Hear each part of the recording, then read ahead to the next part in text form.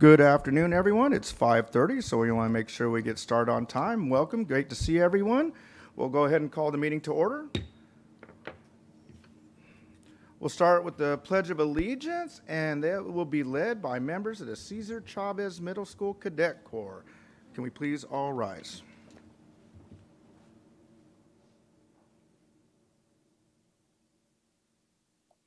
Present arms. I pledge allegiance to the flag of the United States of America and to the republic for which it stands, one nation, under God, indivisible, with liberty and justice for all. Order arms.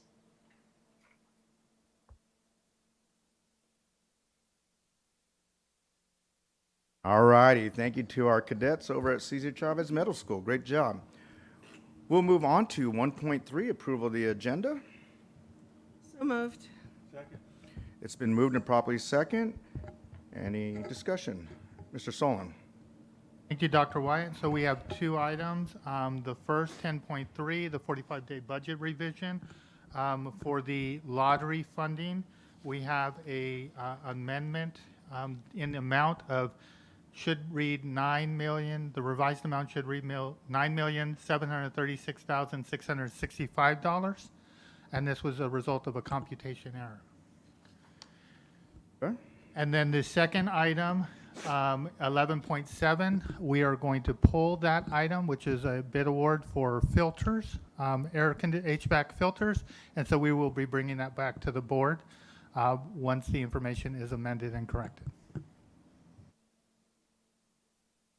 Very good. Thank you, sir. Is there any other discussion? All right, let's go ahead and vote on the agenda as amended.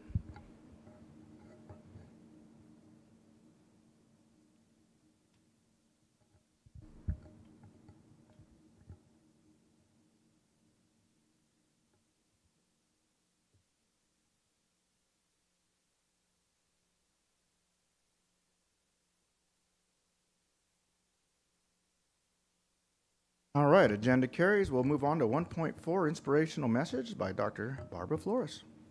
Thank you, Dr. Wyatt. Today's inspirational message comes from Dr. Angelise Arian, anthropologist, acclaimed anthropologist, from her book, Living in Gratitude. She was a incredible anthropologist and studied many, many cultures throughout the world. She's deceased now. But this particular book, Living in Gratitude, is very uplifting, and I'd like to read. I'm going to be quoting her, and then reading some proverbs and sayings from different cultures on gratitude. So gratitude, the application of multicultural wisdom, the shared values and inherent positive beliefs of humanity, has become known as perennial wisdom. Perennial wisdom has been passed on from generation to generation since the birth of humankind. It continues to surface among diverse peoples, unconnected by geography or language, yet inextricably linked to what is inherently important in our shared experience of what it means to be a human. Of all the universal themes that have been transmitted through perennial wisdom, the expression of gratitude continues to be the glue that consistently holds society and relations together. Its opposite is ingratitude, contributes to societal dissolution and separation. The expression of gratitude is essential to humankind's sustainability and survival. Gratitude's stabilizing and healing effects, which have been researched from multiple standpoints, have made it abundantly clear that the benefits of living a grateful life are irrefutable. If gratitude is a state of being that is essential to a life well lived, why then do we not cultivate and express it on a daily basis? After all, giving thanks and expressing appreciation for the blessings and gifts of life is a natural human response. Perhaps the key reason we do not make gratitude a part of our daily lives is that of the accelerated pace and the multiple distractions of modern life that have simply made it all too easy to forget gratitude's importance. Through conscious and sustained practice over a period of time, we can discover again how gratitude and all its related qualities, such as thankfulness, appreciation, compassion, generosity, grace, and so many other positive states, can become integrated and embodied in our lives. What is gratitude? Every language in the world has a way of saying thank you. The Latin root of the word gratitude is grata, or gratia, a given gift. And from this same root, we get our word grace, which means a gift freely given that is unearned. Gratitude is a feeling that spontaneously emerges from within. However, it is not simply an emotional response. It is also a choice to make. We can choose to be grateful, or we can choose to be ungrateful, to take our gifts and blessings for granted. As a choice, gratitude is an attitude or a disposition. As writer Alexis de Tocqueville once described it, gratitude is a habit of the heart. We can express thanks in words, spoken or written, in our deeds, by extending time, resources, or gifts to support people in unexpected ways, or to help those in need. Appreciation is the recognition of that which makes us feel grateful and can be expressed internally or externally. Gratitude often ignites acts of generosity. We are moved to offer ourselves to others without expecting anything in return. And now I'm going to read a few sayings. This is a Mexican dicho, a saying. Es mejor dar que recibir y no esperar recompensa. It's better to give than receive and not expect anything in return. Maya Angelou. If you must look back, do so forgivingly. If you must look forward, do so prayerfully. However, the wisest thing you can do is to be present in the present, gratefully. And this is from Chief Dan George. May the stars carry your sadness away. May the flowers fill your heart with beauty. May hope forever wipe away your tears. And above all, may silence make you strong. Here is two Chinese proverbs. Begin each day with a grateful heart. Also, cherish others, kindness at heart, and pay back the favor. Thank you. Thank you, Dr. Flores.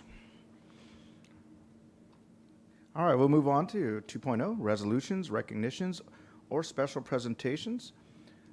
And we'll look at 2.1, resolution in recognition of Public Schools Month, and that will be Dr. Dowdy Rogers.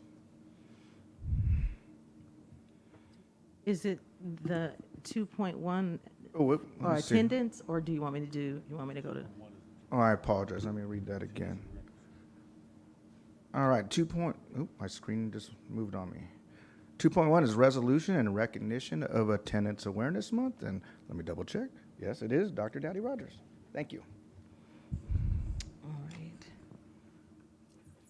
Whereas good attendance is essential for student achievement and developing the habit of regular attendance prepares students to succeed from cradle to career. And whereas chronic absenteeism impacts low-income students and children with special needs, particularly hard if they lack resources to make up for lost time in the classroom. And whereas chronic absences can be significantly reduced when schools, parents, faith-based organizations, businesses, community leaders, and elected officials work together to promote good attendance and address hurdles that keep children from getting to school. And whereas the San Bernardino City Unified School District dedicates resources and attention to reducing chronic absenteeism and is partnering with families, parents, and school leaders to make attendance a top priority for raising awareness and establishing targets and goals to ensure accountability. Therefore, be it resolved that the Board of Education, San Bernardino City Unified School District, recognizes September 2022 as Attendance Awareness Month. And be it further resolved the Board of Education recognizes that greater attention is needed to improve student attendance and hereby commits to reducing chronic absenteeism to give children an equitable opportunity to learn, grow, and thrive academically, emotionally, and socially. Moved. Second. Been moved and properly second. Any discussion? All right, let's go ahead and vote.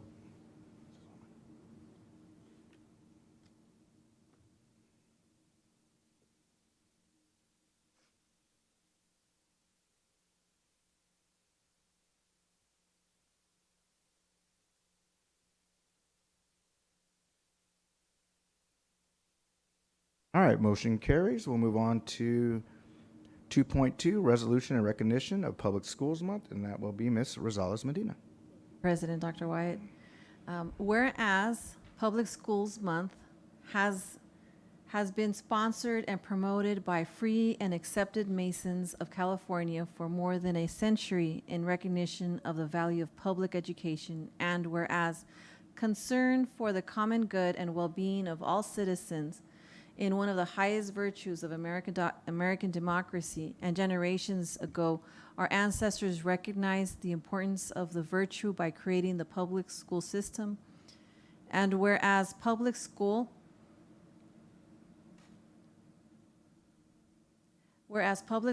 are responsible not only for sound instructional programs that prepare and equip our youth to have productive lives as adults, but also for installing in our children a love of freedom and appreciation for the benefits of living in a democratic society. And whereas with organizations such as Masons and with community supports throughout California, public schools can ensure that students have equal access to learning and a safe and healthy environment in which to grow. Therefore, be it resolved that the Board of Education of San Bernardino City Unified School District joins the free and accepted Masons of California and school districts across the state in declaring the month of September 2022 to be the Public Schools Month and acknowledging the important role of public education in developing students educationally and socially. Moved. Second. It's been moved and properly second. Any discussion? Yes. Dr. Flores? So here's a way to practice gratitude. We thank the Masons and all community organizations for the wisdom to invest in public education. And we truly have one of the best public educations in the world, and also in the state of California. Thank you, Dr. Flores. Any other discussion? All right, let's go ahead and vote.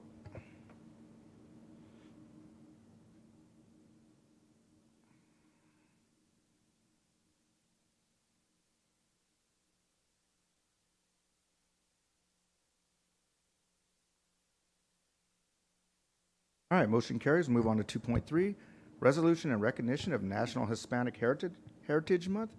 Dr. Barbara Flores. Thank you, President Wyatt.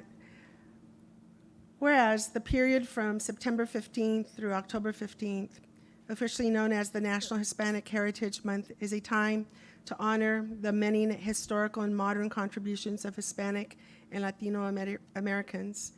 And whereas those dates coincide with important events in Latin American history, including the September 15th anniversary of the independence for Costa Rica, El Salvador, Guatemala, Honduras, and Nicaragua, the September 16th anniversary of Mexico's independence, and the September 18th anniversary of Chile's independence.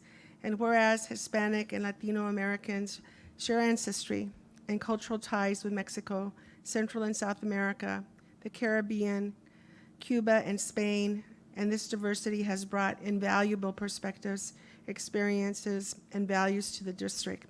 And whereas Unidos, Inclusivity for a Stronger Nation, is the 2022 theme of the National Hispanic Heritage Month, and whereas the district celebrates the vibrant Latin American spirit that influences our nation and also recognizes the practices of commitment to family, love of country, and respect for others, which are virtues that transcend ethnicity, reflect the American spirit, and are exemplified in the Hispanic and Latino American communities.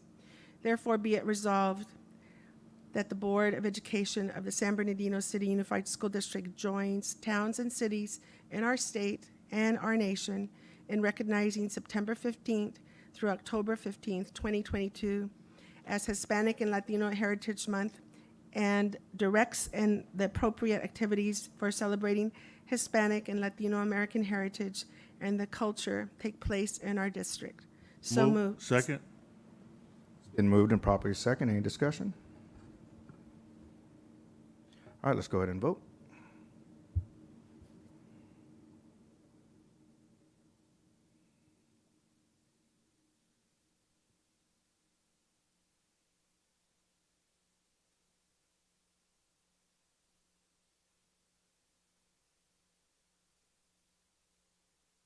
All right, motion carries. We'll move on to 2.4, resolution in recognition of 16 de septiembre, and that will be Ms. Mayra Ceballos.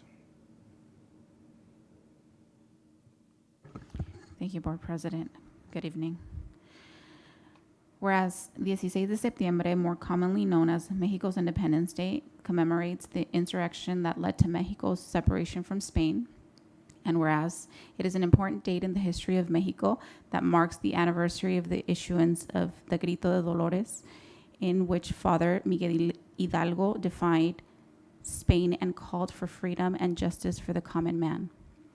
And whereas this date of historical significance for the Mexican people and others of Latin American ancestry is celebrated by many members of this community, including students of the San Bernardino City Unified School District, therefore be it resolved that the Board of Education of the San Bernardino City Unified School District declares September 16th, 2022, 16 de septiembre, and directs appropriate activities for its observance in district schools. So moved. Second. It's been moved and properly second. Any discussion? All right, let's go ahead and vote.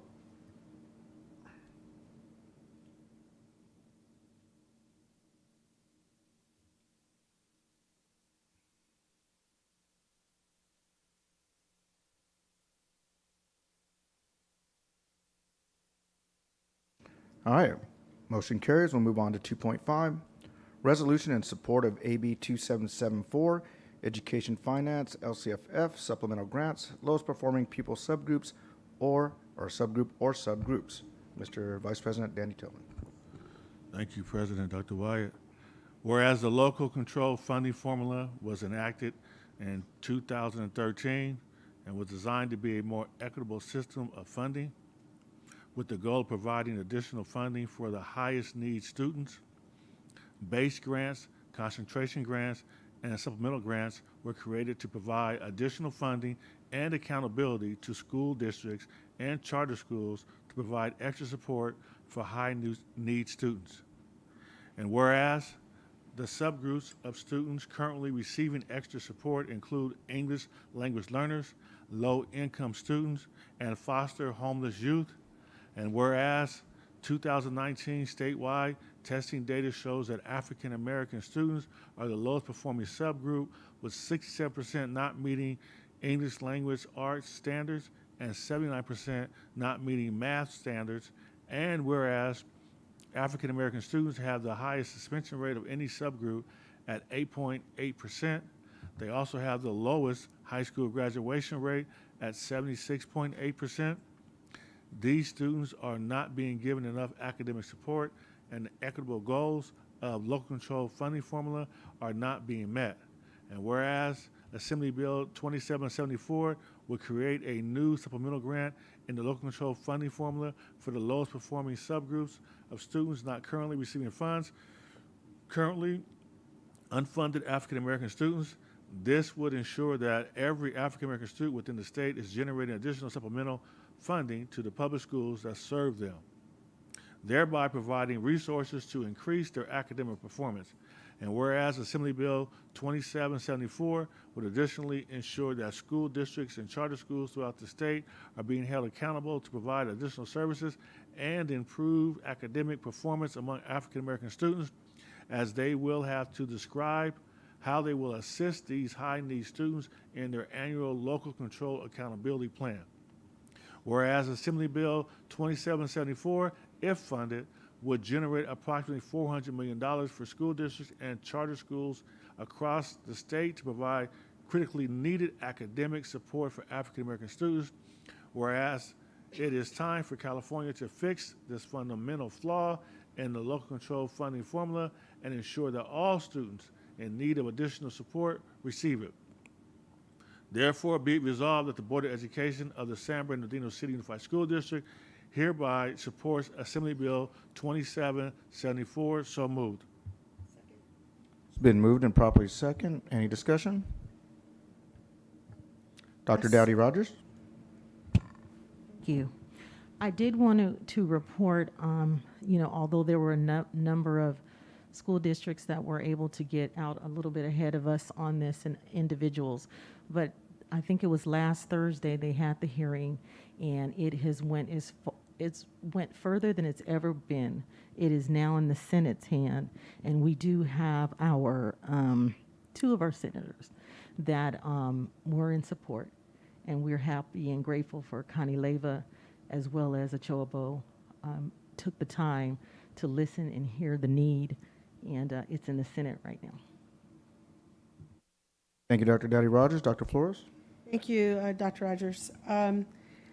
Here's another place where we should be grateful for the additional funds to support our African American students. We've been on a road to doing that, but we need to do more.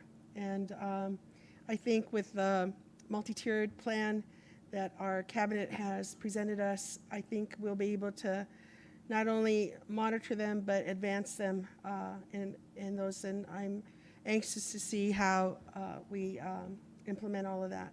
So thank you very much. Thank you, Dr. Flores. Any other discussion or comments? All right, let's go ahead and vote.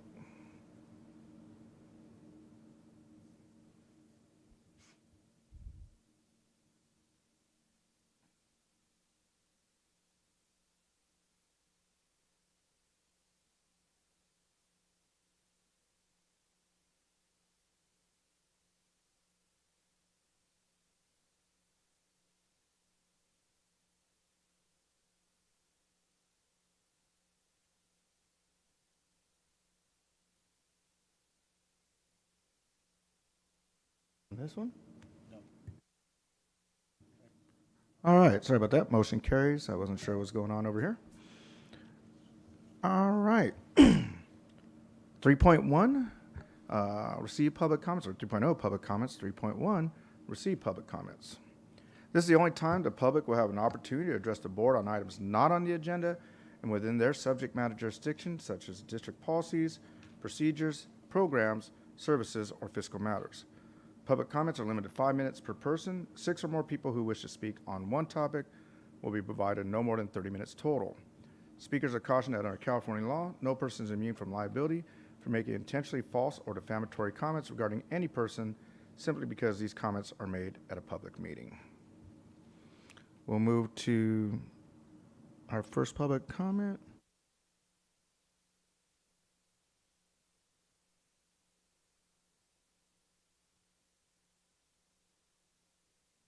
And I do apologize on the last name on this one here. I can't read it. It's Jerry Roberto Valle. Is that correct, or do I have that wrong? I'm sorry if I have that wrong. Oh, Roberson. All right. Sorry, Mr. Roberson. Come on up. Thank you.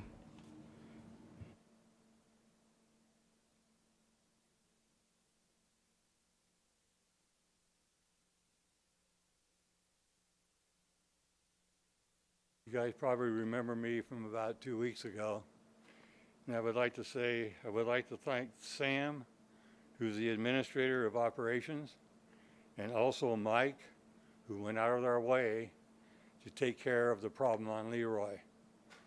He's changed the lock on the Leroy Street, which means they'll have to go around where they're supposed to park. And he wrote a notification that the cabinet was informed to the board, and a group was given to the parents, and they discussed all that. I saw Mike, or I don't know if I saw Mike, I saw the group up there talking in the parking lot where they need to park, and this is like about 6:30, 6:45 last night. So they have gone out of their way, and I thank them very much for what they did. That's all I have. Well, thank you. We always like hearing those Anything comments. Any questions? Yes. Dr. Flores? You're the epitome of my inspiration today and coming forth and giving gratitude and thanks. So, yeah, my grandma always said, if you don't speak up, God won't hear you. Or we won't hear you. So Okay. Thank you very much. Thank you. Thank you again. Our next public speaker is Mr. Gil Navarro. Welcome.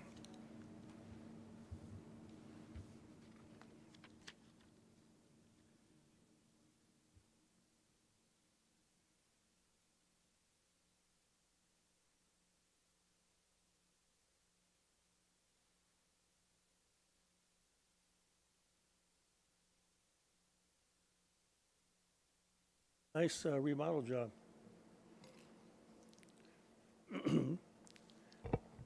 Good evening, Board President, Board members, Anna Applegate, Assistant Superintendent, I guess Interim Superintendent.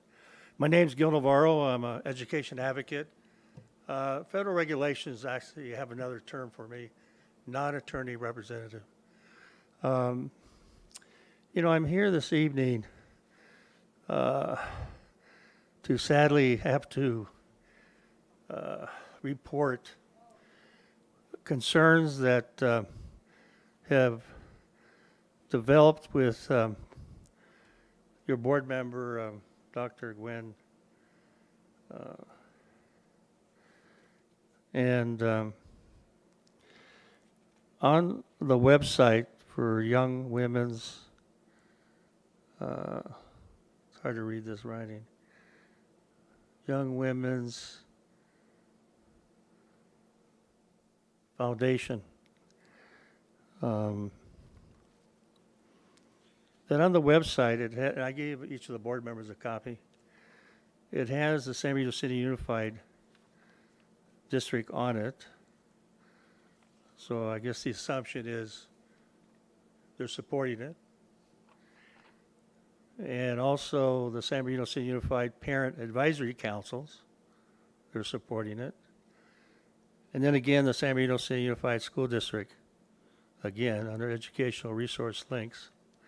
But I think what's really sad is it appears obviously a conflict of interest, because on your agenda this evening of 11.19 is a renewal of the agreement with the Young Women's Empowerment Foundation for $15,000.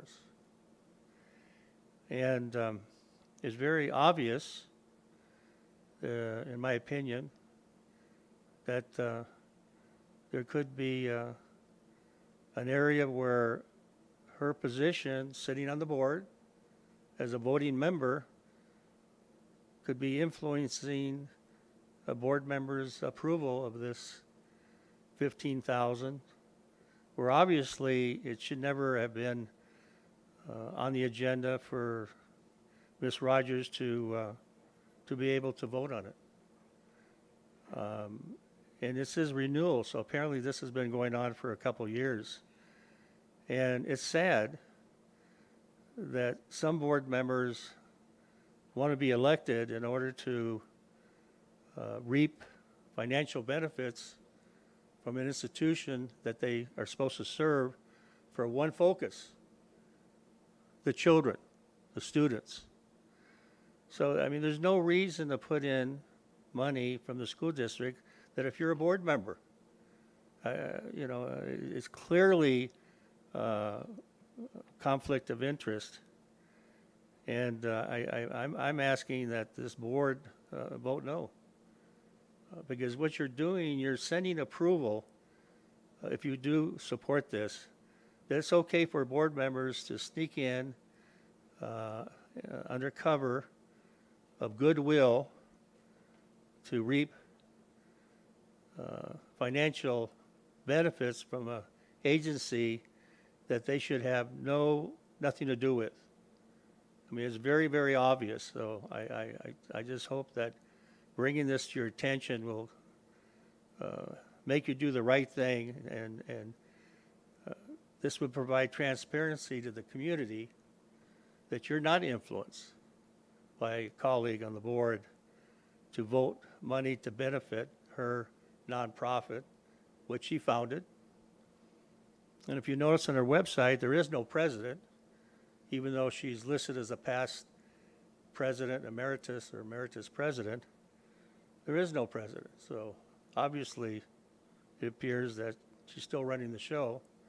And it's a conflict of interest. So, I mean, the facts are there. So please do the right thing. That's all I have to say. Okay, thank you, Mr. Navarro. Our next public comment is Mr. Tim Prince. Welcome.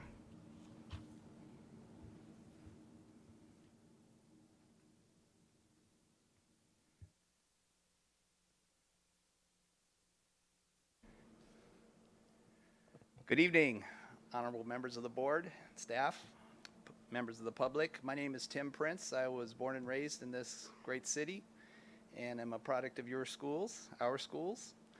I'm also an attorney for the last 30 years in San Bernardino, and my youngest child is still at Cajon, and this weekend's going to be a little sad for me because I have to say goodbye to my daughter, who's starting her second year at Cal Berkeley. So that'll be a bittersweet occasion. Congratulations. She graduated from Cajon also? She graduated from Middle College High School. Oh, wow, nice. Congratulations. And thank you. And Dr. Flores, I commend you on your comments about gratitude. There's been times in my life where without gratitude, I don't know where I would have been. When you lose somebody, it's easy to fall into sorrow unless you are thankful for having that person as long as you did. I was just so terribly disappointed to see your name on a fundraiser invitation for a figure that has caused such divisiveness and failure for the city of San Bernardino. Jim Penman is a candidate in the runoff for mayor, and Dr. Flores, your name was at the top of that invitation, and a person that stands for sending a Mexican back to Mexico without the council's approval when he was city attorney, a person that stands for serving 26 years and ending in bankruptcy and getting recalled because of a pattern of wasting money on the public fire unions and other supporters of his bankrolls of his campaign. Those days of our city have caused such pain and such shame. It's just, I know that they're probably friends of yours, and I have nothing against the Penmans personally, but what message does that send about the future of our city, that a school board member would lend her prominent support to somebody that's been part and parcel of the failures of San Bernardino. Dr. Roberts, I have to take issue as well, echoing the comments of Mr. Navarro. The appearance of a conflict is almost as bad as the actual conflict. And I'm disappointed that you have decided to end your commitment to the city schools, or try to end your commitment to the city schools. You know, public service is supposed to be about the results for the public. It's not supposed to be a career. And why this may or may not make sense for your political career, it makes no sense at all as a parent in this school district to leave the board in a low point of its modern tenure. We have no superintendent. We have division on this board, and you have not achieved what the public knows you can achieve, what we expect you to achieve. I've been a supporter of yours. The Democratic Luncheon Club has been a supporter of yours, and many other members on this board. But this is just not the right move for the children of this school district, because if you accomplish things and you leave things in good shape, we commend you for a higher or different office. This is not even a higher office. This is just bailing out. And very disappointed to see that, because I think you have the potential to solve the problems on this board and to work cooperatively with this board. And you all need to work cooperatively and always put those children first. Thank you very much. Have a great evening. Thank you, Mr. Oops, sorry. Mr. Prince, I think there was a question for you. I apologize.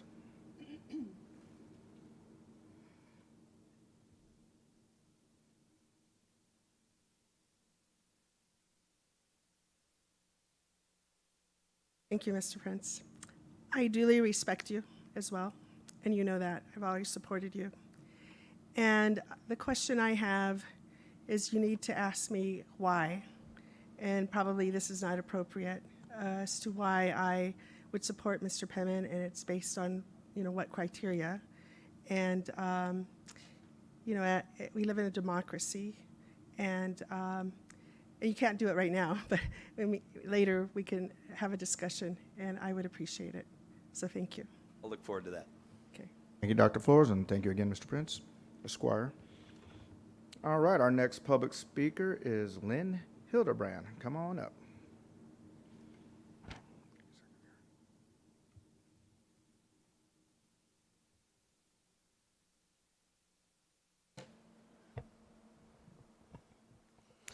Thank you for being here. Thank you.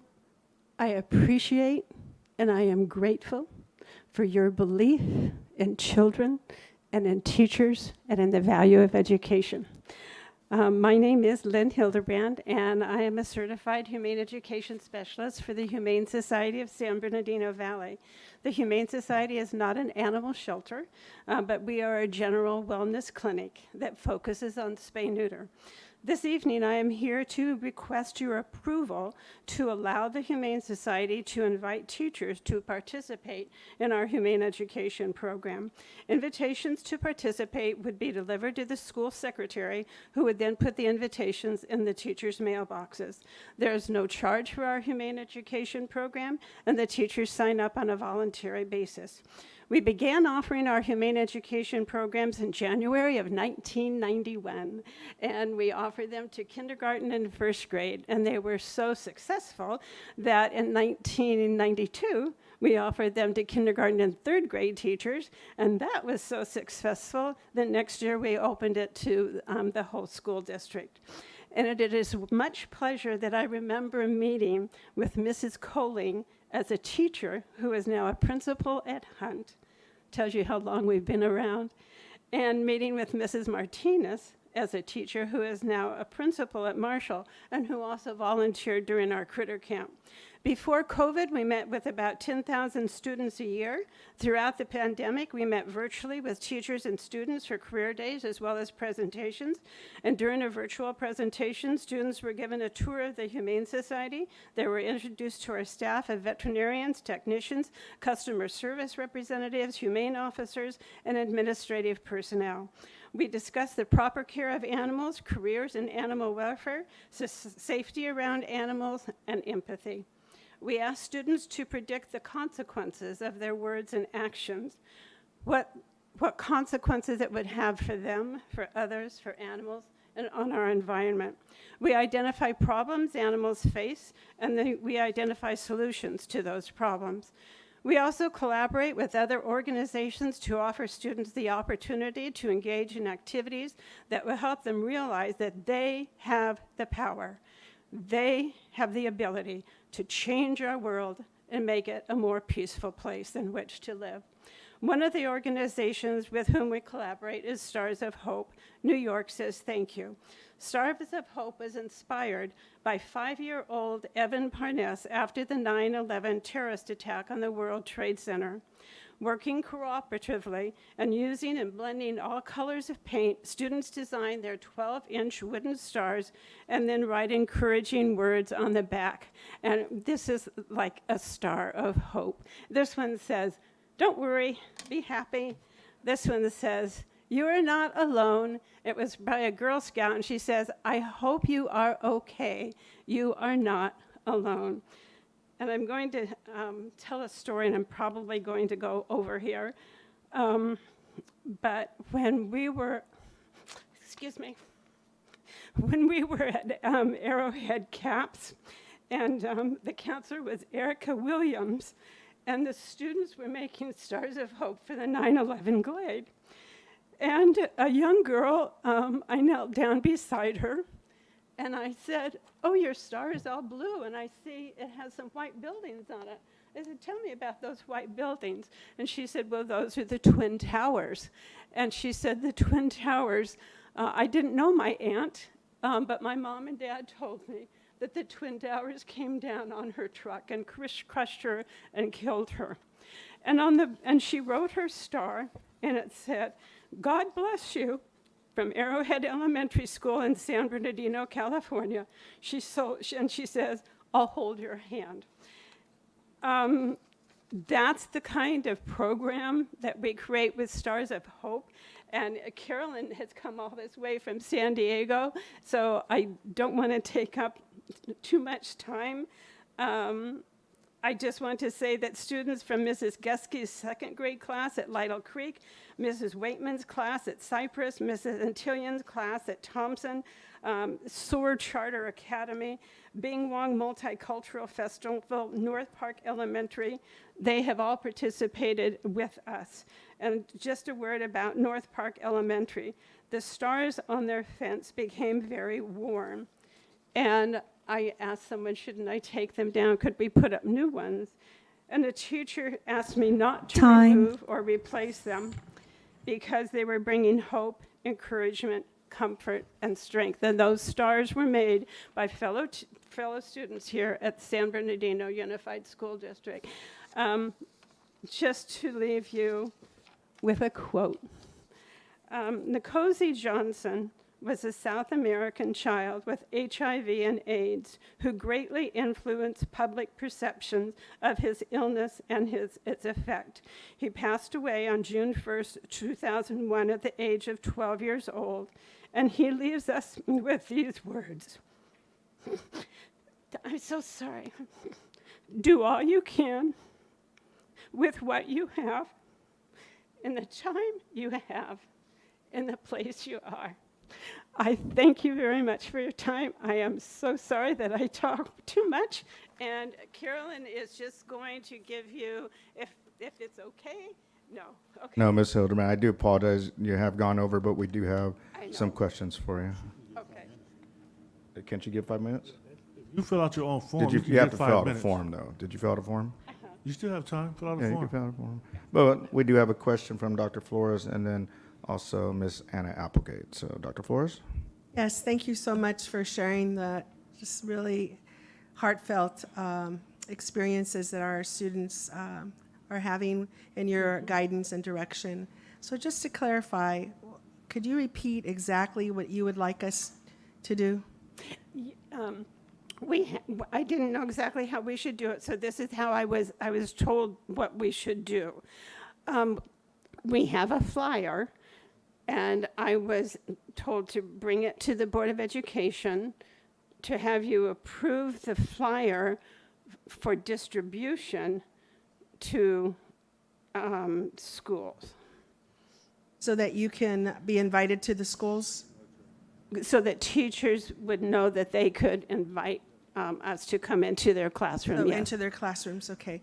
Okay, I just wanted to clarify. Thank you. Thank you, Dr. Flores. Ms. Applegate? Just want to express gratitude. I was one of those teachers that you came to my classroom back in 1995. And as a principal, we also had your program. So my question is, are you still involved with our district, or how is it that you are seeking to come into our district? I don't know if Dr. Rodriguez could answer that, but thank you. I wanted to express gratitude. Thank you. And I saw your name and I thought, oh, how nice to see you. Thank you very much. All right. Well, thank you again. And so our next public comment is Caroline. And Caroline, I'm going to have you pronounce that last name because it looks like such a pretty last name. I want you to teach me it. Thank you. Board members, it is so great to be standing in front of you. It is such an honor. I'm Caroline Yenny Dunyayan. I have been a teacher in this district for 8 years now. I absolutely love my job. I just want to give you guys the opportunity to hear how this program has worked in my classroom. I remember the first year I had a Mastiff and a miniature horse and a Rottweiler in my room all at the same time. And in that experience, though, my students learned kindness, empathy, communication, and just bonding over these animals, along with the education program that Lynn provided. Last year, while being virtual, I had an SBAC lesson where the students had to learn about service animals. And the prompt was, what qualities do service animals need in order to be one? And so they had to read 3 sources, and Lynn and her team came in and they showed a service dog in training and answered a lot of questions, but really brought the lessons to life. So I just hope that you do consider bringing this program onto our school or into our schools. And I'm really grateful to be here today. So thank you. Thank you again, Ms. Caroline. Let me take a look. And we do have a flyer, if I can just pass them around. You'd give it to Ms. Cunningham, please. Thank you very much. And thank you for your service. All right, our next public comment and speaker is Marissa Hernandez. Come on up, please.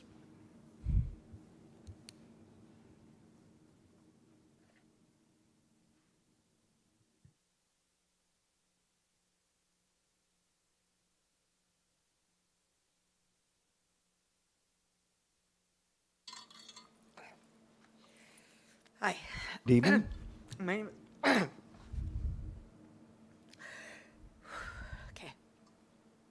I have a son. He's 14 years old, and he got bullied at King's Junior High School. And I took him out, and I'm having a problem getting him in school. And I lost a son to bullying, okay? They bullied my son, and they shot him in the head. And no, he was not a gang member, just for the record. He was a good kid. And this is a gunshot that went through his headrest in his car. 22 years old. Now I have a 14-year-old, and I will be damned if I go through this again. This is hard. And I'm having problems with my kid, putting him in school. I don't know why. It's because there's no room. I mean, I was raised in this city. My dad worked for the city of San Bernardino for 40 years, the street division. I don't know why there's a problem to get my kid in school. You know, I'm just getting the runaround. Oh, because he got bullied, he has to go. No, I'm an expert at bullying. I am the expert right here, right here. I know, I'm going through it every day, but my son, he doesn't feel safe at King, and what's the big deal to get him out of there? I'll drive him to school. It doesn't matter, but I just need him to get to school. I mean, he deserves to be in school. You know, there was a problem with the bullying, and they're telling me this and that, and he's not gonna go to King. He doesn't feel safe. And this is the outcome of bullying right here. Okay, Ms. Hernandez, thank you so much, and also our condolences for your son. Do something about bullying in the area, in our school district, because kids are hanging themselves. It's not cool. Like, you guys need to do something, and that's where it's hitting home a lot, and it's sad. I did have a question for clarification for you, please. So are you trying to re-enroll your student into one of our other middle schools? Is that? No, just in San Bernardino area, just either Golden Valley, Serrano, just get him in school. I just need to, and he's not going to go to that school because he got bullied. He got bullied. Okay, thank So you. I'm not going to go. We'll get some follow-up for you, and then Ms. Ceballos, our other board member, has a question for you, please. It was kind of along the same lines. I was just going to ask if this was something that had been brought up already to the administration. Yes. Okay. So did they And this refer was last you? year when he got bullied, so he was in virtual learning. Now he wants to be in regular school like everybody else, and I want him I want a normal kid. He's kind of scared though, because when he went to King, he got bullied. Like, I cannot believe that. It's crazy to me because I already have one down. I can't. I just can't. There's no way in hell. So can we just make sure that we follow up and we get an update? Thank you. Alrighty, Ms. Right. Hernandez, we have Vice President Tillman and then Hernandez? Dr. Flores. Yeah, can we, you didn't leave your phone number on here. Can you make sure you give us your phone number? What's that? And we'll make sure that someone follows up. And Marissa Hernandez, Michael Morales is my no, son. no, no, sure, we'll get it, but just, I'm gonna give it to Karen right. after the question from Dr. Flores. I'm gonna take it over there. You And can my give. son was well known, Richard Leva. He played for Pacific. You know, he was involved. He played for Golden Valley. You know, my son was a good kid too, and he worked for Baca. So I mean. All right, Mr. Hernandez, just I wanted to- apologize, we do have Dr. Flores. I just wanted to say, as a mother, I express my condolences to you. And I know no words can replace the love and your son. Very tragic. And we are here to serve. And I'm glad that you came. And I don't know where you are in the process, but wherever, Give me a call tomorrow. I'll see where okay, they can- whatever you desire, I know that Dr. Rodriguez will follow up and help, and Mrs. Applegate will make sure as well. So thank you for coming. Do me a favor, can you walk over to Ms. Cunningham and she'll take your information? Thank you so much. And Mr. Hernandez, the gentleman to your right in the purple shirt, he's actually our Director of Enrollment, Mr. Buckner, and he can assist you right now as we speak. Thank you. Thank you for your comments. All right, Ms. Cunningham, I believe we have two virtual or online comments, please. Yes, we do. Our first caller is Marilyn Interian. If you're available, please unmute. Can you hear me? Yes, good evening, welcome. Thank you for having me. Thank you for the board. Thank you to all the staff for having me and taking my comment. I just wanted to bring up the trouble I've been having getting the mileage reimbursement for my daughter who has an IEP. As of right now, like we started the new school year, but I haven't received May and June's mileage reimbursement from the last school year. And I did send an email to the special ed department who handles that. I think the contact I have is, her name is Virginia Dean, and I have not received an answer. So I don't know if there's been staff changes or things like that, but I just want to bring this issue to the board and to you guys' attention that at least in my daughter's case, the mileage reimbursement is not being processed in a timely manner, and her MPS is reporting attendance as they should monthly so that they can get paid, right? So I don't know what the procedure is, or I've signed all the invoices and everything, but as far as getting the mileage reimbursement on time, it's not happening. And I just wanted to bring that to the board to see maybe if you guys can work it out, if it's a clerical thing, if it's a staff thing, so that at least this matter can be resolved. I don't know if other families are having this problem, but I know for me, it's been an ongoing. And just to give you an idea, in May, I just barely got a mileage reimbursement from my daughter for January and February of 2022. So it's like that behind. So I just wanted to let you guys know, and hopefully this can be resolved so that, you know, the mileage can be processed on time, and then the payment can be mailed and received in a timely manner. Thank you. Thank you, and thank you for bringing that to our attention. We definitely will follow through. We will discuss that with our special ed department. Thank you.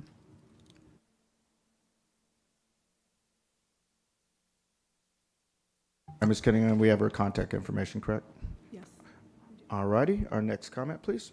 Our next speaker is Mrs. Negretti. If you're available, please unmute. Good evening, welcome, Ms. Negretti. Good evening, board members.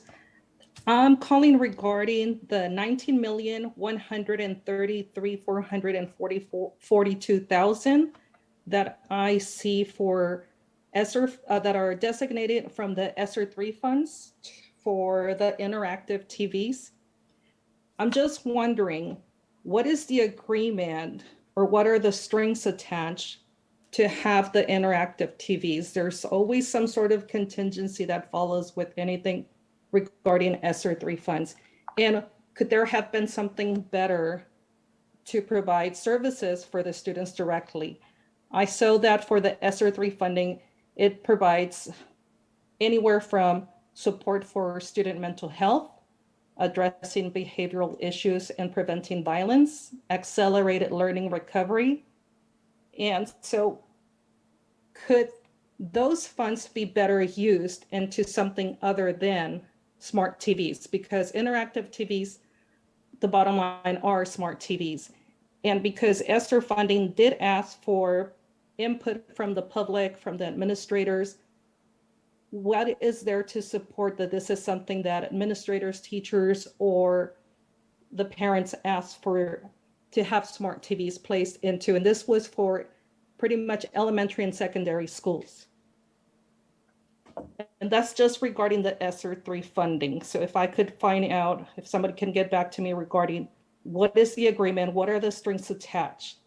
Secondly, I would like to know if the public is receiving clarification to understand that the assistant superintendents are not the superintendents, that they're the rotating interim superintendents, because I see them being called in different messages. For example, when I saw the concerns that parents from Belvedere had, they were saying, well, go ahead and get a hold of Superintendent Applegate.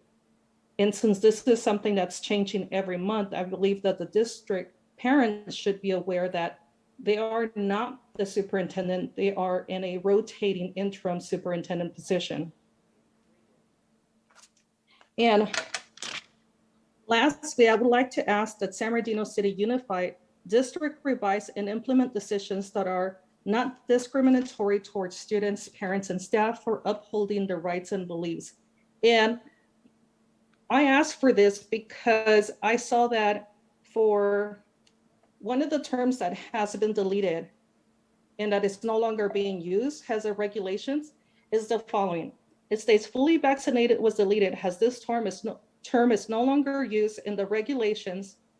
All protections now apply regardless of vaccination status, and requirements do not vary based on an employee's vaccination status.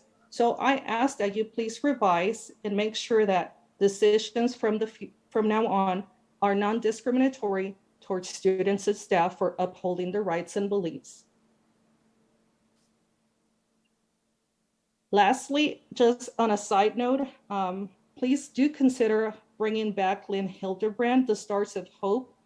Her education towards animals and the importance of spaying and neutering has always been helpful for many. And when it starts at the elementary level, it just brings awareness that continues to uplift and hold towards middle schools and high schools as they become adults and themselves become parent owners. Thank you for your time. Thank you, Ms. Segretti. Ms. Applegate did have a comment for you. Thank you, Ms. Negari, for your comments. And one that I wanted to address was the use of ESSER funds for technology. And we do have it written into the plan that not only are we spending money for kids directly for their devices, but also to modernize our classrooms. Just as we modernize facilities, our classrooms also needed to have the latest technology. We will follow up and bring you more information on how that is affecting instruction and how we are looking at recovering learning through the use of technology, high impactful technology. Thank you, Ms. Applegate. And Mr. Grady, Dr. Flores has a question for you, please. Yes, thank you, Ms. Negretti. I actually was going to pull that item because I needed clarification as well. And in terms of all the aspects of it and et cetera, you hit the nail on the head. Thank you. Thank you, Dr. Flores, and thank you again, Mr. Grady. Thank you. I believe that's it for public comments. Is that correct, Ms. Cunningham? All righty. Thank you, everyone. We'll move on to 4.0, closed session. 4.1, closed session public comments. Any public comments? There are none. All righty, then we will go into closed session and come back out.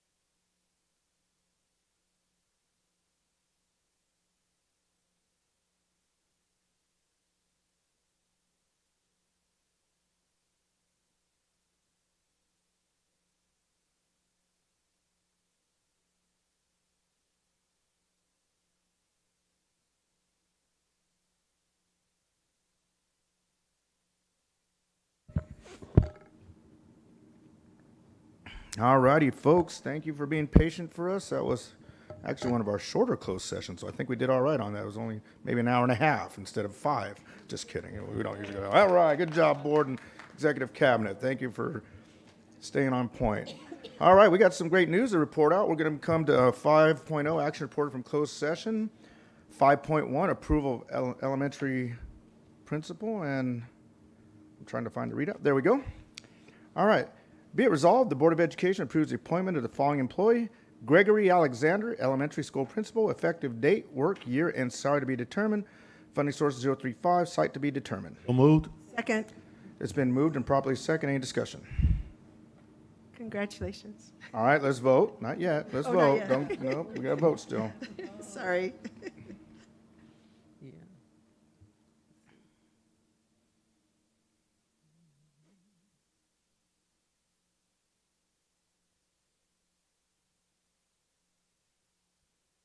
All right, motion carries. Congratulations, Mr. Alexander. Are you here this evening?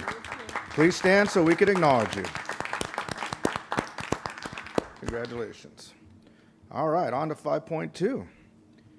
Be resolved, the Board of Education approves the appointment of the following employee: Courtney Weber, elementary school principal, effective date, work, year, and salary to be determined. Funding source 035, site to be determined. Second. It's been moved and properly second. Any discussion? All right, let's vote.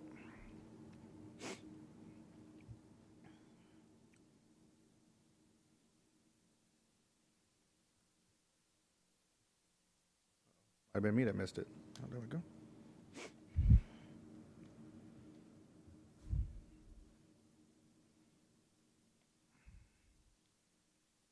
All right, motion carries. Congratulations, Miss Weber. And are you here this evening? We're going to make you stand up. Okay, if you're here, you get to stand, and we get to say, all right. Congratulations. Well done. I'm going to say quite a journey as well. Great story. All right. Oop. Congratulations. 5.3, be it resolved, the Board of Education approves the appointment of the following employee: Adrian Ortega, elementary school principal, effective date, work, year, and salary to be determined. Funding source 035, site to be determined. So moved. Second. It's been moved and properly second. Any discussion? All right, let's vote.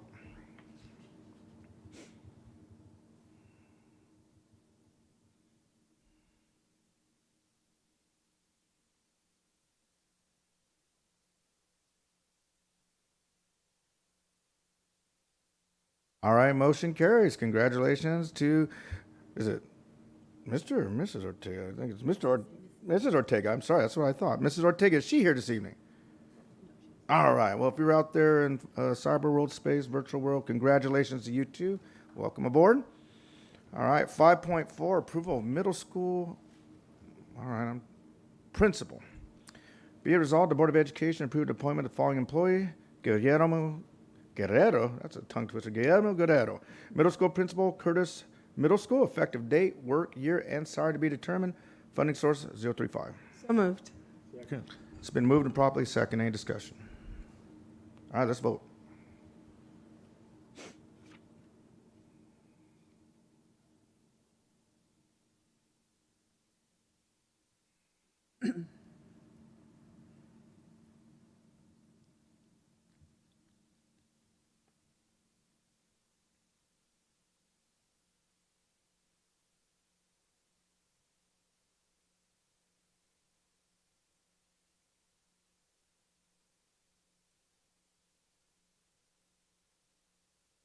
All right, motion carries. Congratulations, Mr. Guerrero. Is he in the house? Congratulations. Which I believe he is. All right, let's go ahead and stand with us. Well done. Congratulations, sir.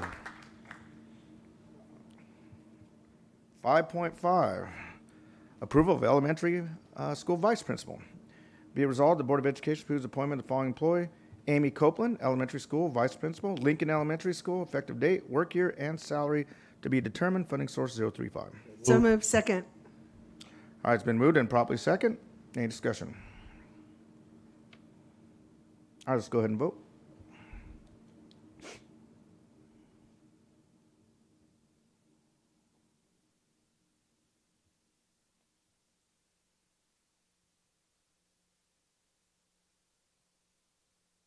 All right, motion carries. Congratulations, Ms. Copeland, if you are here this evening. Let's go ahead and stand up and recognize you. Congratulations. All right. Congratulations. 5.6, approval of adult school vice principal. All right, I'm just trying to get the name right, so I'm ready. All right, be it resolved, the Board of Education approved the appointment of the following employee, Elena Zarate, and is it Similin, adult school vice principal, Inland Career Education Center, effective date, work year, and salary to be determined, funding source 130. So moved. Second. It's been moved and properly second. Any discussion? All right, let's go ahead and vote.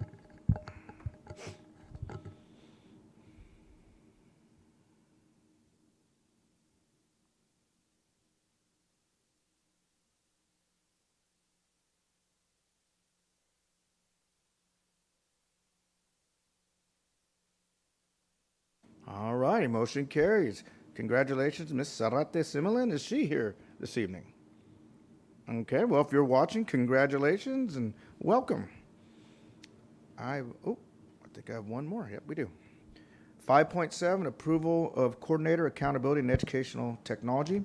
Be it resolved that the Board of Education approved the appointment of the following employee, Cesar Lopez, coordinator accountability and educational technology, effective date, work year, and salary to be determined, funding source 322. So move. Second. It's been moved and properly second. Any discussion? All right, let's go ahead and vote.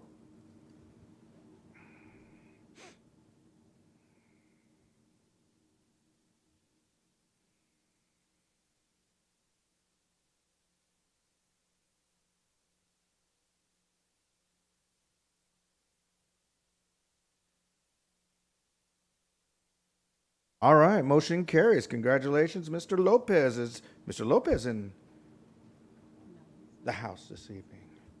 All right, he is not. And if you're watching out there, congratulations. Welcome. We will move on to 5.8, expulsion of students. All right. Oops, sorry. Be it resolved, the Board of Education accepts and adopts the recommendation and findings of the hearing panel based on a review of the panel's finding of facts and recommendations and orders the expulsion of the following student with the identification number as listed below in accordance with the board rules and regulations and in compliance with Education Code Section 48900.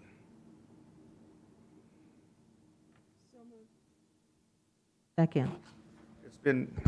It's been moved and properly second. Any discussion? All right, let's go ahead and vote.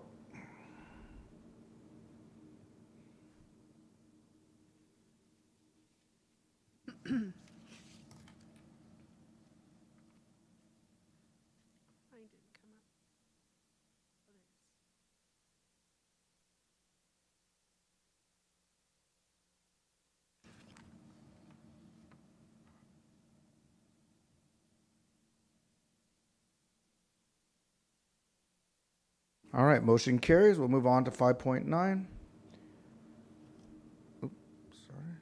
Students recommended for suspension or expulsion, excluding mandatory offenses, but remanded to youth court for other means of corrections. So moved. Sorry. All right, it's been moved and properly second. Any discussion? Yes, Mr. President, can I just make a comment? You know, when we get to these, I think it's just within us, we pause because it saddens us.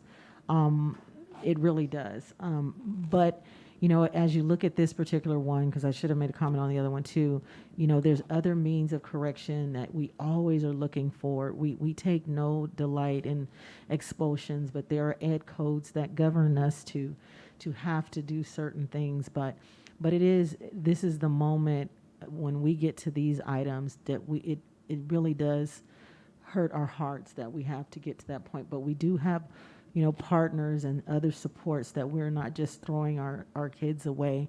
We still want to do what we can to restore them. So just wanted to make that comment. Absolutely, Dr. Dowdy Rogers, and you're right. Other means of corrections is a very powerful tool that was passed a number of years ago, as well as our youth court and restorative justice programs. I think we as a district do an amazing job actually trying every level of support and intervention to keep us from getting to this point. I just know it from what I do in education. This district's outstanding at doing it. Dr. Flores.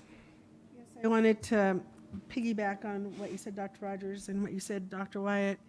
Our staff, thank you very much, Dr. Rodriguez.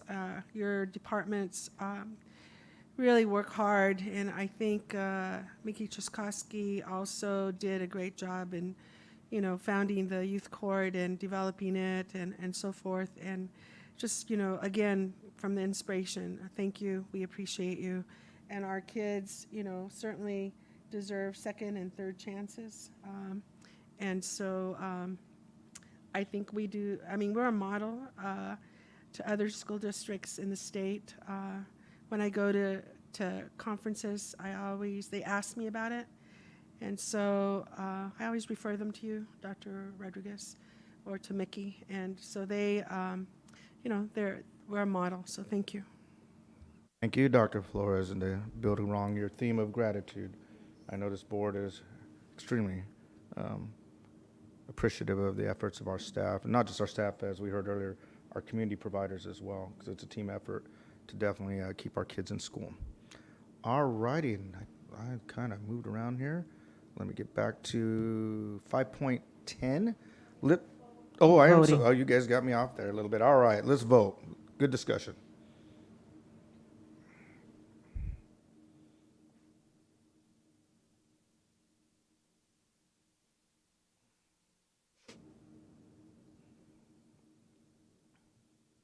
All right, motion carries. 5.10, 510, lift of expulsion of students. Let me make sure I read right. Be it resolved, the Board of Education authorizes the readmission of following students with the identification numbers as indicated below to schools of the San Diego City Unified School District in accordance with the board rules and regulations and in compliance with Education Code Section 48900. So, second. It's been moved and properly second by Dr. Flores and then Dr. Daddy Rogers. Good. All right, discussion? This is where the rest of this is good. I will say that's a good number right there, Right. Dr. Daddy Rogers. That's the number we want to see. Yep. Coming back. All right, let's go ahead and vote.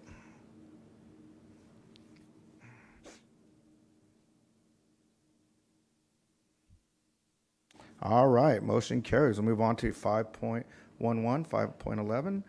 Be it resolved, the Board of Education authorizes the expulsion and or youth court modification, expungement, or rescinding of the following students with the identification numbers as indicated below to schools of the San Diego City Unified School District in accordance with the board rules and regulations in compliance with Education Code Section 48900. So moved. Second. It's been moved and properly second. Any discussion? All right, let's go ahead and vote.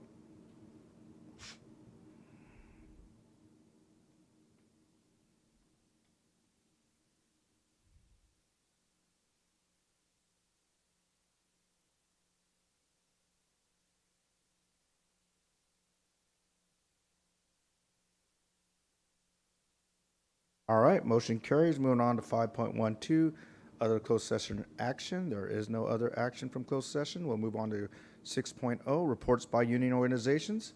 6.1, San Bernardino Teachers Association. No report. No report. 6.2, California School Employees Association. Hello, my name is Kim Brown. I'm the site rep coordinator for CSEA Chapter 183. CSEA has been continuously negotiating with the district on a weekly basis. We have been working through some tough sections. We continue to stay open and create a solution and work with integrity and transparency with the district. A big shout out to all the classified staff. Continue to work hard as we roll out the first month of our school. And thank you for allowing me to speak tonight, and have a great night. Thank you, Ms. Brown, and definitely thank you to all of our staff out there for making our schools pretty and running well. All right, 6.3, Communication Workers of America. No report. There's no report. 6.4, San Bernardino School Police Officers Association. No report. Thank you very much. No report. 7.0, reports and presentations. 7.1, San Bernardino City Unified School District new website preview. We'll be turning that over, looks like, to Ms. Ontiveros. Yes, thank you. Good evening, President Wyatt, members of the board. I really appreciate the opportunity to be here to share some really great work that our team is doing to improve our website presence. And in keeping with the inspiration of the evening, I want to also appreciate Ms. Anna Applegate for suggesting that we come here to share this information and give you an update on the status of our website tonight. Because you, board, you have urged us to improve our website. You've told us that you want to make sure that information is easier to access for our families, and I'm really excited to share with you what I think is going to be a truly exceptional visitor experience on our website when we're able to launch the new website soon. So next slide, David. Tonight, we'd like to give you a brief presentation that does three things. First, we want to make sure that you get a preview of what's coming. So you're actually going to see it for the first time, the latest version of it. And then we want to share with you the process we've gone through to make sure that we heard all voices in the district as part of this process of developing a new website. And then we want to make sure we give you the opportunity to provide us with any additional feedback that could help strengthen the final product for our families and community. And perhaps you'll just be wowed, and you'll think that we'd hit all of the marks that we needed to hit with this. But we know that you often see things that we don't, and we really appreciate it when you share them, and we're very eager to hear your words tonight. So, David, next slide. Great. So our SBCUSD website is a primary source of information in our district for our families and our community. We literally have thousands of people every day who visit our website and tens of thousands every week. So it's a very popular place for people to get information. We know that our families want answers, and that's why they go there, but they also need them to be easy to find and intuitive to get to. We launched our current platform 7 years ago. And unfortunately, in the digital world, websites need to be redesigned every 3 years. And so we've really gotten a lot of use out of the web platform that we're using. We have realized in recent years, though, that our website solution is really not keeping pace with our needs in order to provide information. And so we, last fall, launched a very intentional process to identify a content management system that would meet our needs, and also to redesign our entire district web presence. And so tonight, that's what we're going to be sharing with you. Next slide, great. So because we wanted to be sure that our website met the information and access needs of our entire community, we first launched a task force and reached out to hear the voices of people throughout our community. We involved employees from the district office and from several school sites, both classified and certificated managers and staff. We also got feedback from parents, students, and partners in the community. We included input from website users when we designed the RFP that we used to identify our new vendor that we're going to be working with. And we also had them involved in evaluating the proposals from those contractors or those providers that we heard from, or the finalists. One of the features that we really evaluated very carefully when we looked at this website was the translation feature. A lot of websites rely on Google's Translate to provide that sort of automatic change. You can go to the top and you choose the language, and it will put it into a different language for you. And the final provider that we chose, Finalsite, actually has a very robust translation feature. It doesn't rely on Google Translate alone. But one of the things that we really liked about their translation feature is that it allows us to override the automatic translation and input our own language, so that as families go to automatically translate our website, they will get what we want them to see in terms of how we present that, each of the pages that we put out there. After you approved the contract last spring, we set about the process of creating a template and designing a new web presence. And we brought that template, we made time in the process to bring that template back to all of our stakeholders as well, so that we could get additional feedback in the design. And here's where I need to give a huge shout out to David Chavez. You know, his leadership on this project has been absolutely stellar. He's taken every piece of feedback that we've gotten, and he's incorporated it into the new design that you're about to see. And it's no small undertaking to redesign our entire website from the ground up. We have over 4,000 individual pages on our website. And he's going through systematically and reviewing every single one of those pages and identifying which ones have relevant content that need to be brought forward, not just rolling everything over automatically and carrying forward all the problems that we've built into that we bolted on over the years, but really starting from scratch. And when we create or launch our new web page, we're going to be starting with at least 20% of the current pages. So for those of you who are doing the math in your head pretty quickly, that means that David and his team will have updated 800 individual pages on our web page before we launch it, which I think is pretty spectacular. And so with that, I'm going to turn the spotlight over to David because he deserves the honor to actually give you the tour of the site that he's building. He's going to show you the new homepage. He's going to take you in to see one of our department pages and also to take a look at one of our school sites as well. Actually, I want to tell, I want to give a big shout out to Junta de Educación for this moment to present to you board the new website. And with her leadership and guidance, it really helped me bring in systems to really bring a robust feedback system. So this way we can incorporate everybody's feedback and really provide the best service for our community and our parents and our students. So with that, I am proud to present our homepage. 1 second, please.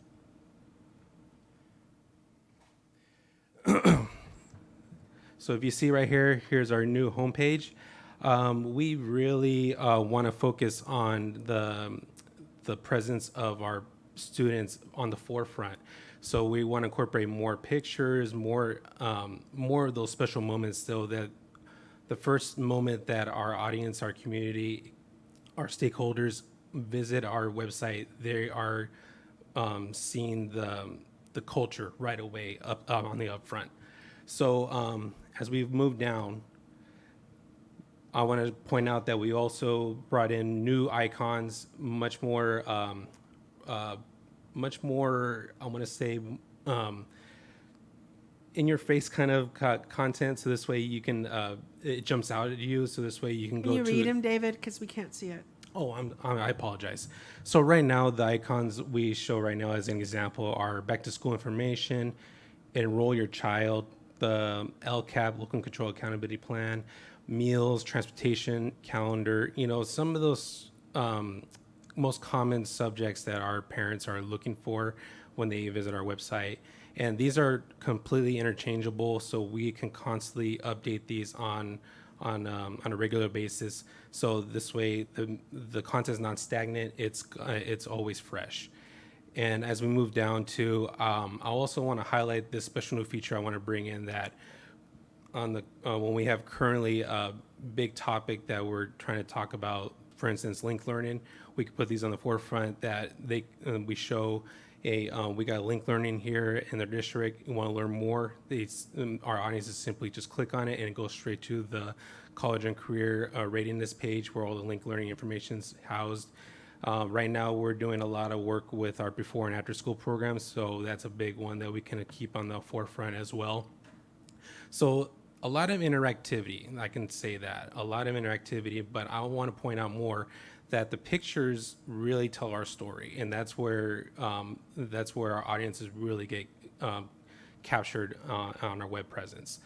And then also want to bring up that we will have a more robust upcoming event calendar, so it won't just have the regular just common district events. With the help of our integration with community engagement under direction of Ms. Ontiveros, we're bringing in more community events, more city events. We're going to incorporate those into our calendar, so this way our whole school community is informed of what is going on in our different sectors of the city. So this way they can see an event that might be relative to them. Here's the information to go to it. So we have a lot of integration, a lot of good content coming our way when it comes to the new website. And also quick facts. We get a lot of people asking us the quick facts of how many students are enrolled, graduation rate. Well, we want to show that we have these modules that will have these certain facts and these are completely interchangeable. They're not locked in any way. So these are completely, we can keep these updated on a regular basis. So, but we're really happy to have these because this has been a big module that people have been asking for, just our quick facts about our district. And having these on the homepage really tells our audiences what is offered and what we accomplished too. And as we move forward, we have connect with us through our social media channels. So right now I have the feed with our Twitter feed, and this is just a demo site. So I just want to paint a picture that when we actually go live, when you hover over the pictures, you actually see the actual context of the post. So you'll see it in English and Spanish as well. And we also have interchangeable buttons here. The buttons are the really big factor that we took our new vendor, because they really focus on consolidating the content. So this way there's more ease of navigation. So this way our audiences don't have to click over and over and over again. It's more the content's on one single page as opposed to 3 other pages. And also on the footer, we will have our most important information that's state mandated. So this is still a work in progress. That has more content being built, but I'm very pleased that on the progress we made in the past months. And also, I'm also really pleased to show that right here on the news and social page, we have the capability of telling our stories in imagery and also content as well. So we have the back to school extravaganza. Click on it. It tells the full story there of what happened in a press release form. So it's beautifully structured that way. And also, I also want to point out too, Final Site also has a partnership with Parent Square, so they can fully integrate with our Parent Square feeds. So our Parent Square feeds are actually featured in the news section. And also want to point out too that once you click on them, you do not need to have a login for it. It's right there, so anybody in our community can see these newsletters we put out on a weekly basis. And that right there. And as I point out more, I wanted to show the navigation that we have consolidated a lot of the navigation, so it's not so jumbled. Very generalized topics, but very easy to view. And then I also want to point out we did add a SAB navigation, so this way we can show students these are their most common go-to links. Also our families too, and then we're incorporating our community as well, because there's a lot of resources that our community will need to benefit from. And then yes, I feel that we've come a long way, but I think we're in a really good in a positive direction right now. Oh yes, thank you, Ginger. One thing that we're really proud of too, we're in a world that everybody wants to find things quicker and faster. So we've worked with our vendor to work with this new feature called Find It Fast. So we click here, and now these are really more subtopics that we know that our audiences are asking for, just to get there quick and get the information quicker. So if you see right here that we've actually added the board agenda, because I know it's a big thing that we always want to incorporate for you board, and also how to register for public comment and the board meeting calendar. There are always big needs for those.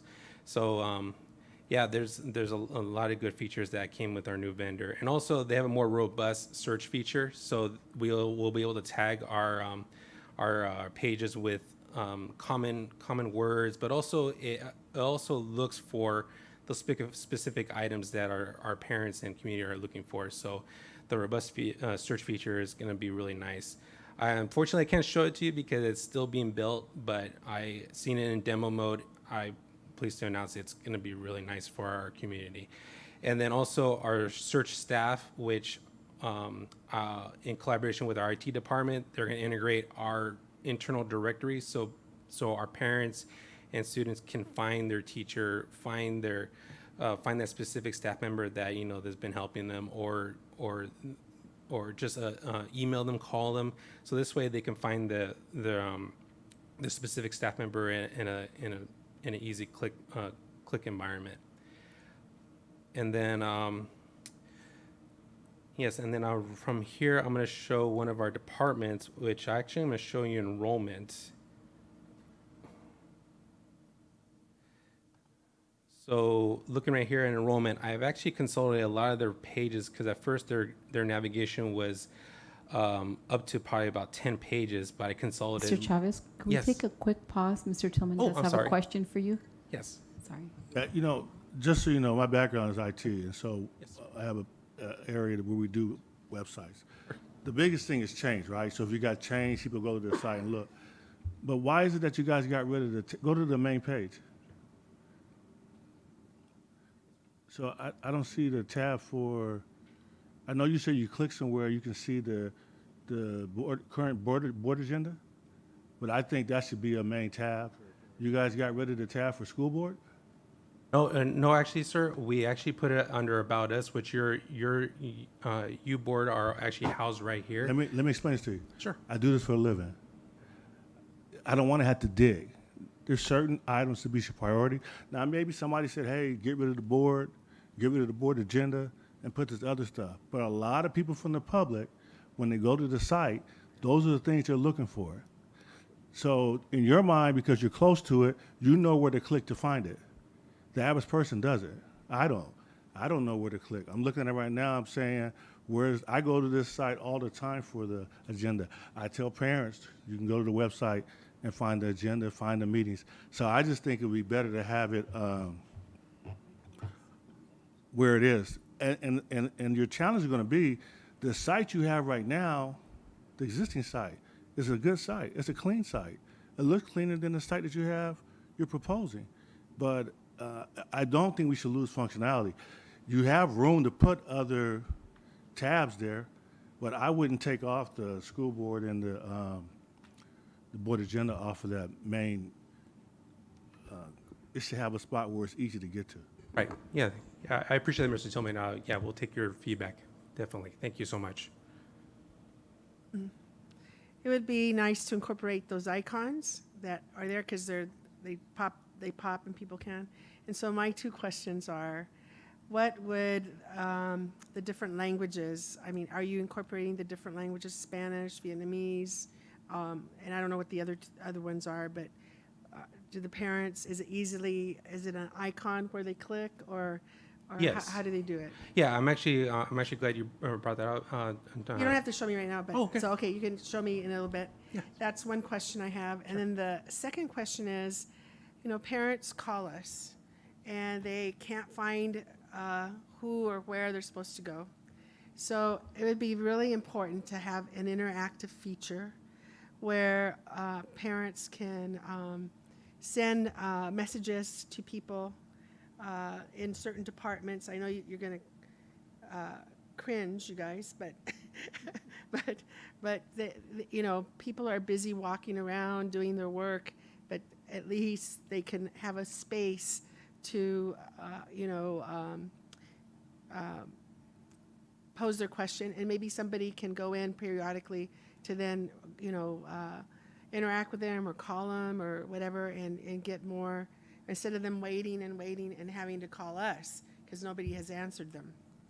So I would really encourage you to have more interactive features for even our students as well, and our teachers and for everybody. So anyway, okay. Thank you. Mine's off. Ms. Ceballos. First of all, I want to say thank you for the presentation. I really like just the visual that it has. I enjoy it. When I look at the old website, the red on the top, and then it kind of looks a little outdated, quite frankly, just my taste. But I do see Mr. Tillman's point in terms of like the little tabs there on the old one. You have a section that says school board. Not that really matters to me, frankly, because when I was a parent, I still couldn't find the agenda. It would still take me a long time to navigate. Can you point me back to the direction where you said something about it was quick to access? I did like that. Where was that? It's right here, Ms. Ceballos. Just click right here. Oh, It says got find it. it fast, and they're right there. Yeah, so I like that feature because you have the board agenda. If you click that, it's going to take you directly to it, I'm assuming. Correct. Okay. Yes. Mhm. Okay. So if you want to know more about the board, you would go to departments. Is that where you went? Actually, for the Board of Education, I put you under About Us. Oh, okay. Under So the it's still About there. Us, yes. Got it. Got it. Okay. Okay. Yeah. And then in terms of like language, where you have your little next to find fast. Okay, that's where you can switch it to Spanish. Yes, so I can show you real quick how it does in Spanish. I know that all the language is not there, but we're almost there on the testing phase. So I just shoot over to Spanish, and right away it already translated everything to Spanish. Nice, nice. And is Spanish the only language, or are we working on other languages? We're working on other languages, yes. Yeah, they span on every single language, actually. Okay, perfect, perfect. So I just wanted to say, good job. I really like your presentation, and change is always hard, but it doesn't mean that it's not a good thing. I have seen this website that we currently have evolve over the years, and it's evolved in a positive direction, and so I would expect nothing less. Thank you so much. Thank you, Mr. Wells. Ms. Rosales Medina. I was going to say something similar to, I really do appreciate the new design. It's clean. I did like the other one, but I do appreciate the time that you have to try to declutter everything and try to, make it easier and where it doesn't use so much information. Sometimes you have to click one tab to go another tab and then close another tab. And so I was kind of a little confused. Well, it wasn't confusing. It was just a longer process just to get to the main point. I do agree that we should have like a board one on one of the tabs, but I imagine that's probably something that you're going to end up doing, and that'll make it easier for that. But no, I do appreciate the time that you put into it. I know creating a website is not easy, and just cleaning it up and creating more space for it to evolve, as Ms. Ceballos mentioned, into a better website as we move forward. Thank you. Thank you, Ms. Rosales Medina. Dr. Daddy Rogers. Thank you. And I commend you all for what you've done.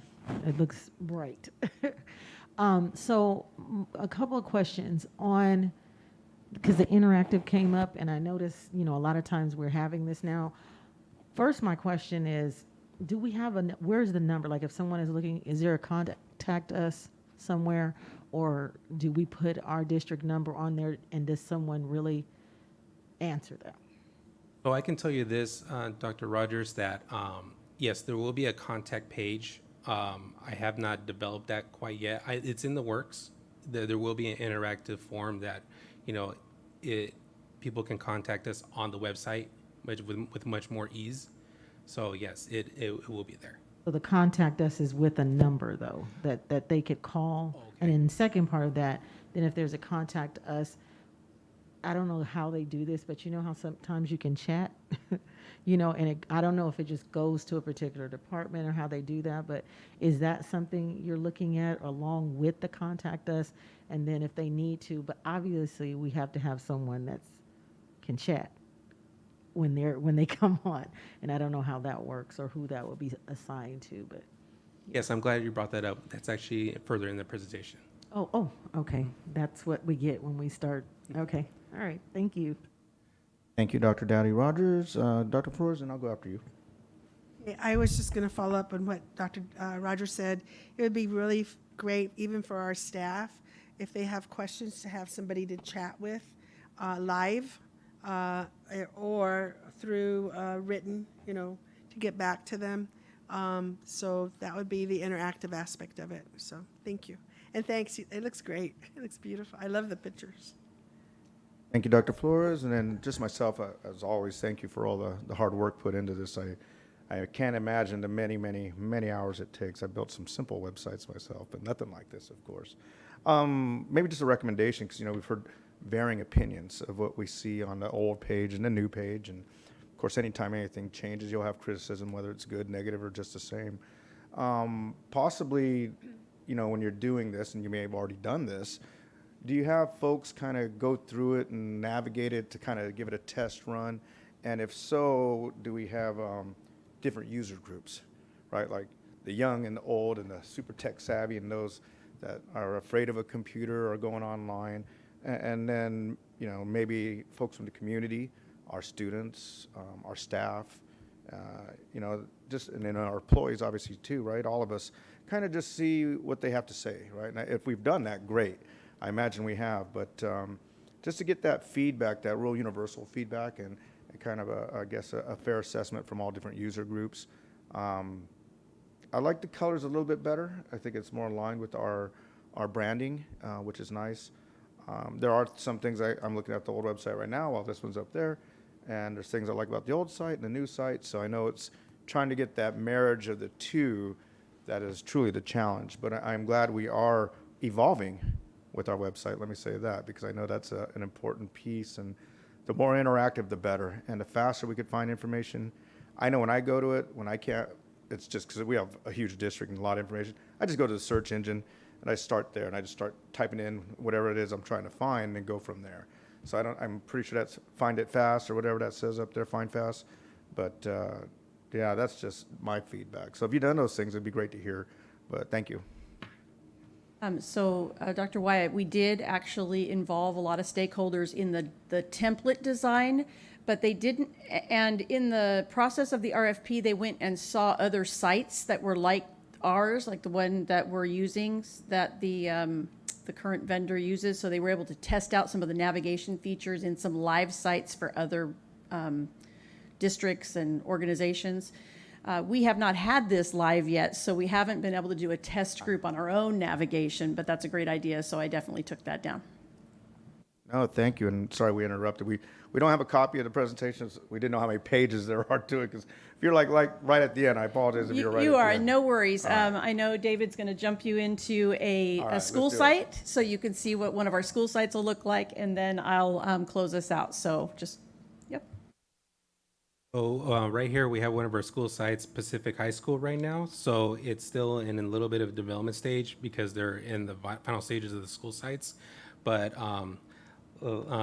just like the homepage, we've duplicated the homepage look onto our school sites where they're going to have their own logo. They're also going to have their own colors, everything specialized to their brand. And it's just like the homepage, it is structured just like the homepage. So this way the school sites will have not only consistency across the district, but also have their own identity with their school colors and also their logos. So we are very happy how it's coming along. But again, we appreciate a lot of your feedback. This is great feedback you guys are giving us, and we do appreciate that. Other than that, Ginger, you want to keep going? So as we work toward the launch of this, which we hope to do on the 20th of September, that is a board meeting night, so we're hoping to come up with a creative way that you all can help us actually flip the switch and turn on the new website, some way to celebrate this new milestone for us. But we will be doing some training of all of the users across the district who will be responsible for maintaining our district web pages as well as our school site web pages. I can tell you that this platform is a lot more user-friendly to manage. That's one of the challenges we have of the existing platform is that our users are finding it difficult to update their web pages. That's not going to be a problem with this new site. It's much more user-friendly and intuitive for our staff across our school sites and departments so that they can keep their information fresh. We'll also be continuing the process of the content development so that we can get more of those important and critical sites up or pages up before we launch. And then I want to thank Dr. Flores for bringing us a solution that we might want to look into. We'd already been exploring the idea of a chat bot, which is kind of what you're talking about with that interactive feature. It's got a little box there where you just type in your question, and the chat bot basically goes and searches the entire website through artificial intelligence, finds the answer and sends it back to you as if you're having a conversation. And if you're not able to if it can't give you the answer, then it does help make a connection to a live person to help you respond to that. one of the solutions we're looking at also allows that feature to happen in a text messaging process as opposed to from the website. So, and that happens translated as well. So that's definitely something we're looking into, and we're hoping that that feature might be able to come online sometime around the first of the year, but we need to get the original site or the base site launched first. So want to thank you for sharing that idea with us, because it gives us another option to look into.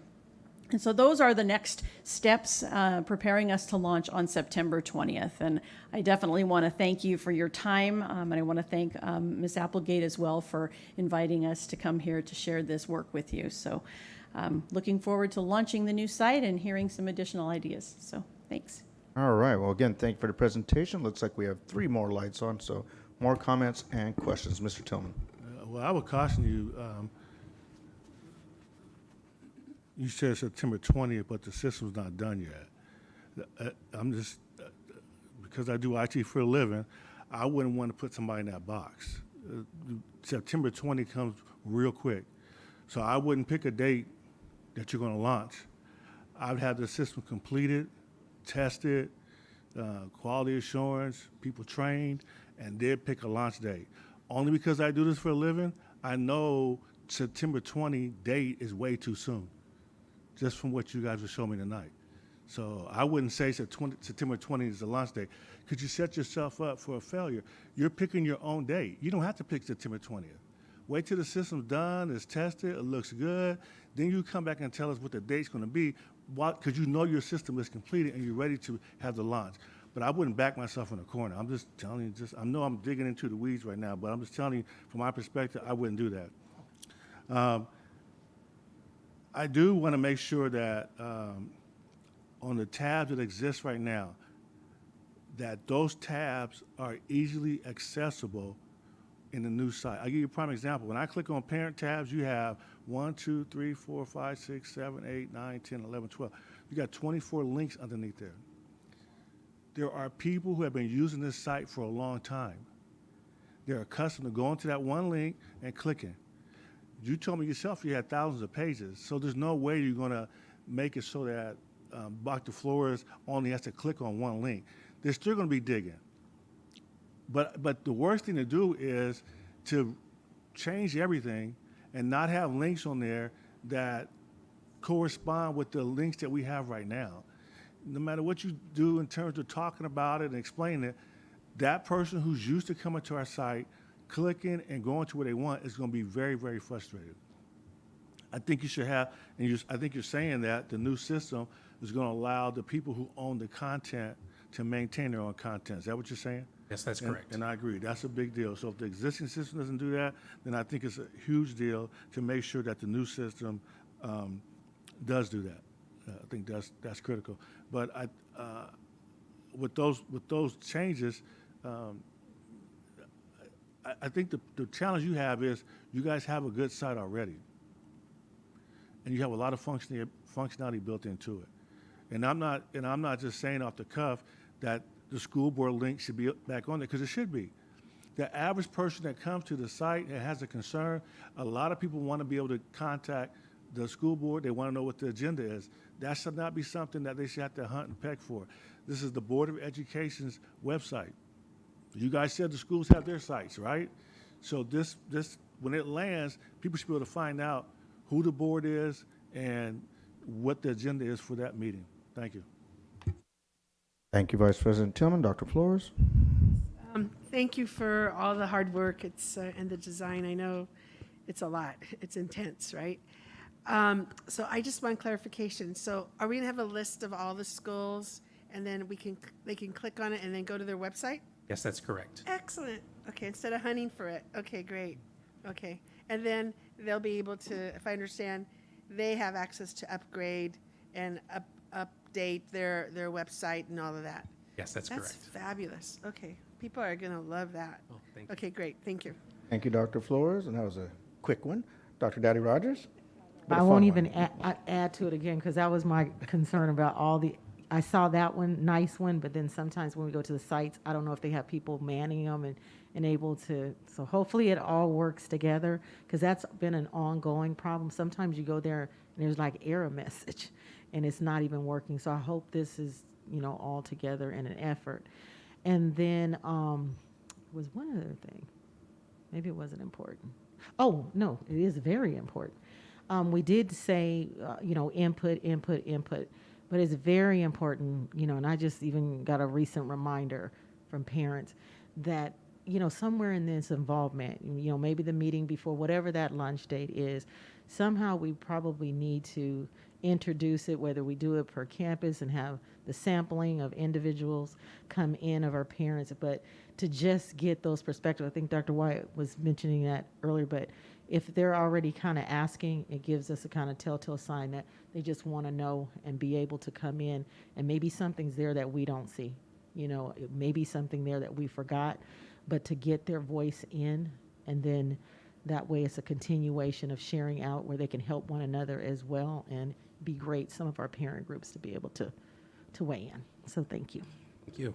And we appreciate that very much. So I know that one of the things parents told us a lot was that navigation on our current site was a challenge. The navigation, the search functions, and outdated content, those were the most common feedback points that we got and things that needed to be improved. So I love the idea of get that site into a live space, even if it's in a demo, and allow them the opportunity to come in and navigate it and see how intuitive it is for them. So Even add for yep. convenience, I just thought that you might be able to send letters out to parents to take the time to go on from where, maybe you can give them a temporary link if that's possible. I don't know, I'm not the IT expert, but I know sometimes you can get something temporarily sent to you, and then maybe they can give, their input in that way, so that those that don't want to come to the particular, meeting or whatever, that might be an option as well.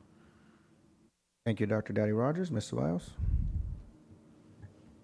Yeah, so just want to reiterate, I know you've heard it from a couple of us, but I want to also chime in on it. If we can make sure that there are people trying it before it launches. I think that's really important, just to work out whatever kinks, instead of like launching it and then you have people using it and then you have all of this frustration. And again, I really appreciate what Dr. Wyatt said in terms of just really making sure that you target specific different groups of users, right? Those that know and don't know, and age range and so forth. Again, I just want to say thank you. As already mentioned, I'm sure it's, a lot of work and time that's gone into it. I really like the consistency across the district page and the school's pages. That's really nice to be able to go from looking at the layout of this page and then going somewhere else and seeing the layout similar. It's really helpful.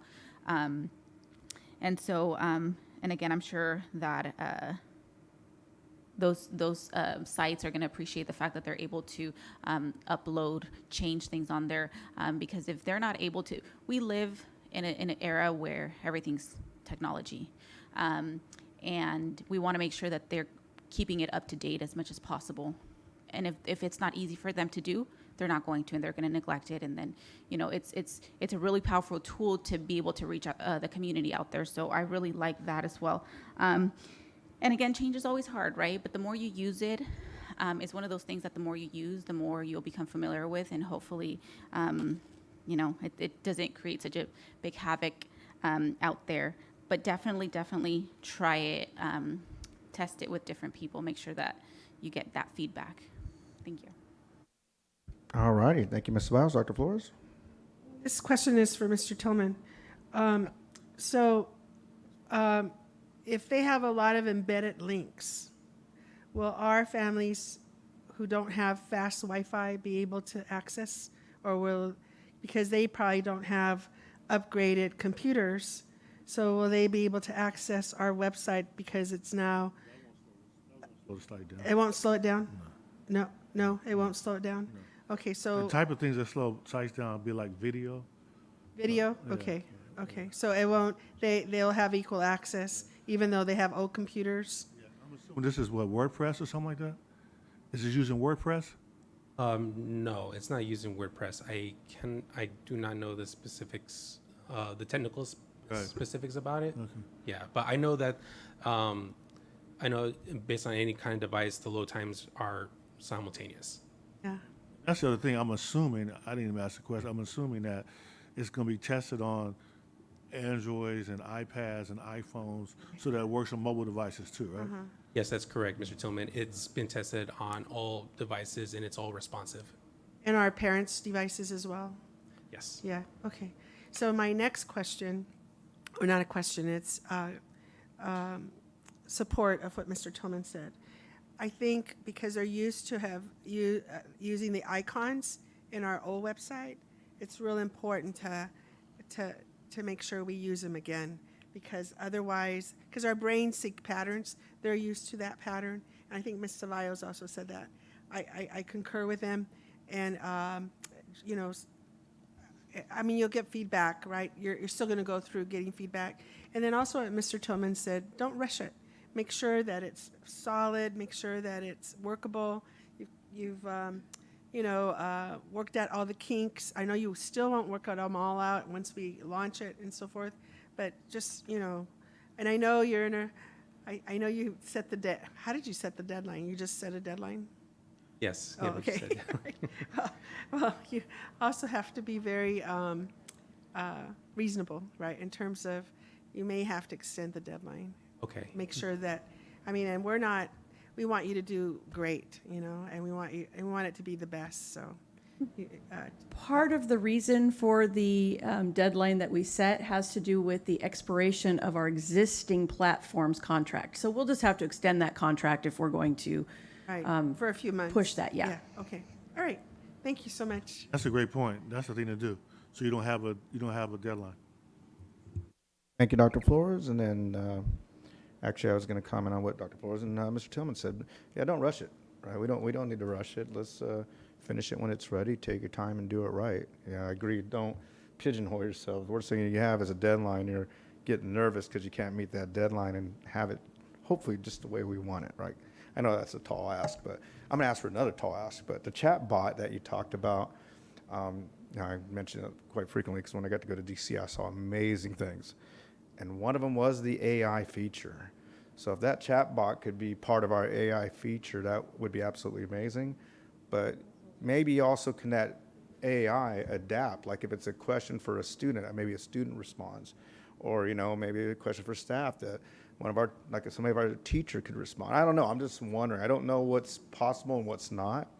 But some of the things that I saw was happening, I would think in regards to AI and what we're talking about, pretty much anything's possible. But I don't know what that price tag is either, because AI is new and it could be very expensive. So, yeah, I don't want to have this $10 million website just because Scott said, I like that one. But, but I thought AI, when you talk about chatbots, one thing like, you know, you go in, how can I help you tonight, Ms. Ontiveros? Oh, you know, I got a question about my credit card. And it's just a chat back and forth with typing. But if we could have like some sort of interface with that AI, an experience, right? Not just going to our site, but having an experience of our site and somebody going, just saying, wow, that was the coolest thing ever. When I went on the San Francisco Unified School District site, I had this AI conversation. It was just nuts, but that's where we're at. If you want my opinion, we talk about 25th century learning in our framework for excellence that we've talked about time and time again. That's what we should be aiming for. Dr. Wyatt, Dr. Rogers had a good point, because once the person realizes this is not a person, they're not getting their answer. The most frustrating thing is not to be able to talk to a real person. So it has to be where you have a handoff. I would agree. No, I agree. But we have to provide the resources, and if we're not going to provide 24/7, which we probably won't, at least if they're on it at night, you tell them this is the number you can call in the morning to reach somebody. But you have to be able to give them a point of contact once they realize they're talking to a computer and they're mad now. No, Mr. Vice President Tillman, I agree. There's nothing better than a person. No robot or AI can replace us, even though we are replaceable. But no, I agree. The last thing I ever want to hear when I call a company is listen to voicemail, voice chat, or press 1, 8, 9, and then 11 and 12 and ABC option. You're right. So person is always great, but whatever we can do to have that handoff where the AI says, you know, I'm at my limit now. We're going to try to hook you up with somebody else. That's real, not me. Right? Make it a little fun. All right, sorry. I know I'm getting excited about it. It's actually pretty cool. All right, well, thank you. We will move on. Thank you, folks. You get me a little excited because I like the nerdy stuff like that. That's fun. All right, I think let me move around here. Mandated policy revisions, 8.1. Mandated policy revisions. Let me just Do we need to read that there a little bit? Let me see. The district's in the process of updating board policies that do not reflect the latest mandated state and federal law language. In order to facilitate the approval and adoption process, policies submitted with only mandated language revisions do not require going through the policy subcommittee and can be adopted on the first reading. When these policies are submitted for adoption, they will be listed under category mandated policy revisions. All the revised policies will continue to go through the policy subcommittee for review and brought to the board for discussion under category board policies, bylaws discussion, first reading. If no changes are required, they too can be adopted on a first reading, or if needed, brought back as a second reading and adoption when changes are made. Is that new, or has that always been existing? That's the same? Oh, okay. So we can't pass on that first read. Amended, on an amended policy. All right. Okay. Thank you. I don't think it's an action item, right? Is it? No? I just want to make sure. All right, revision to board policy 6158, independent study. Yes, sir. So this was an item that was on a previous agenda. We pulled it because there was additional information that we needed to consider. So we did convene the board subcommittee. Board subcommittee reviewed it, asked questions, and approved it to move to the next step, which is for board approval. Moved. It's been moved and properly second. Any other discussion? Let's go ahead and vote.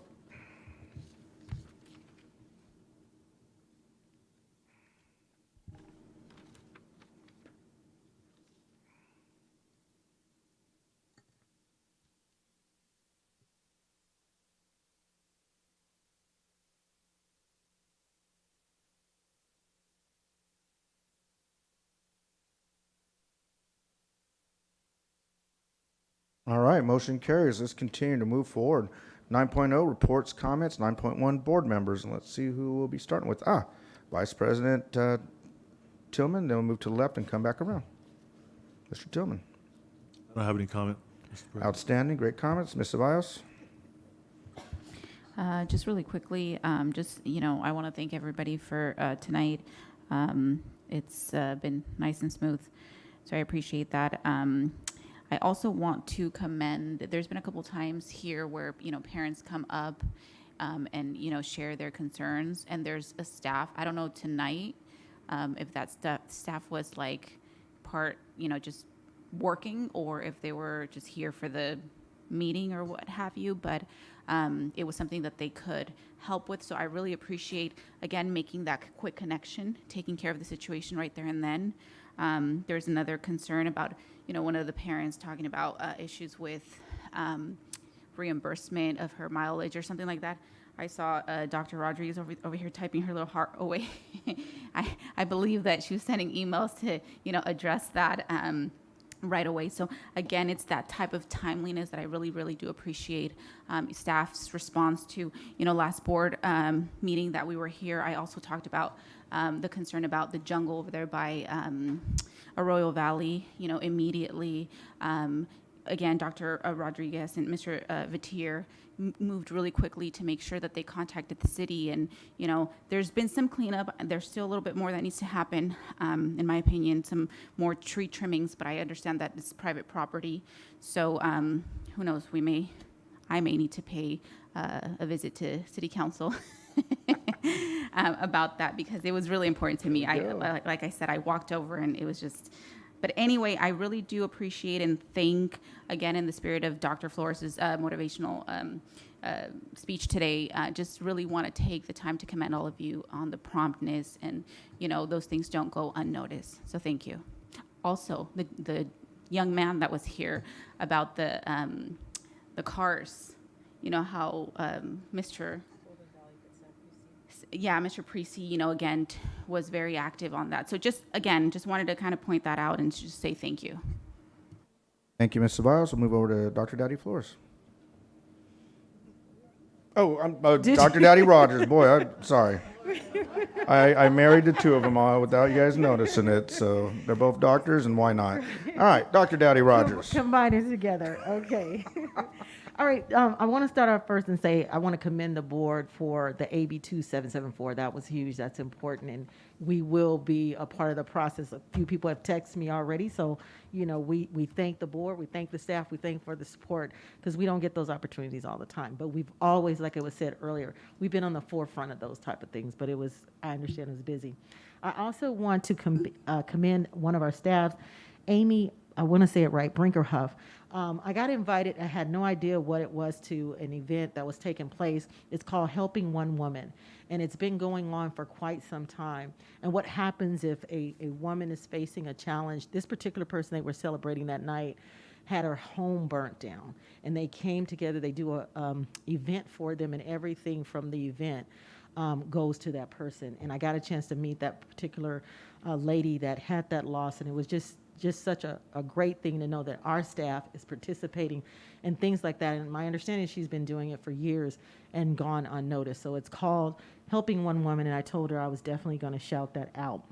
I also had the opportunity to speak to someone from our Park and Recs had reached out, and upcoming on October the 8th, they're going to have a festival day at Seacom Lake.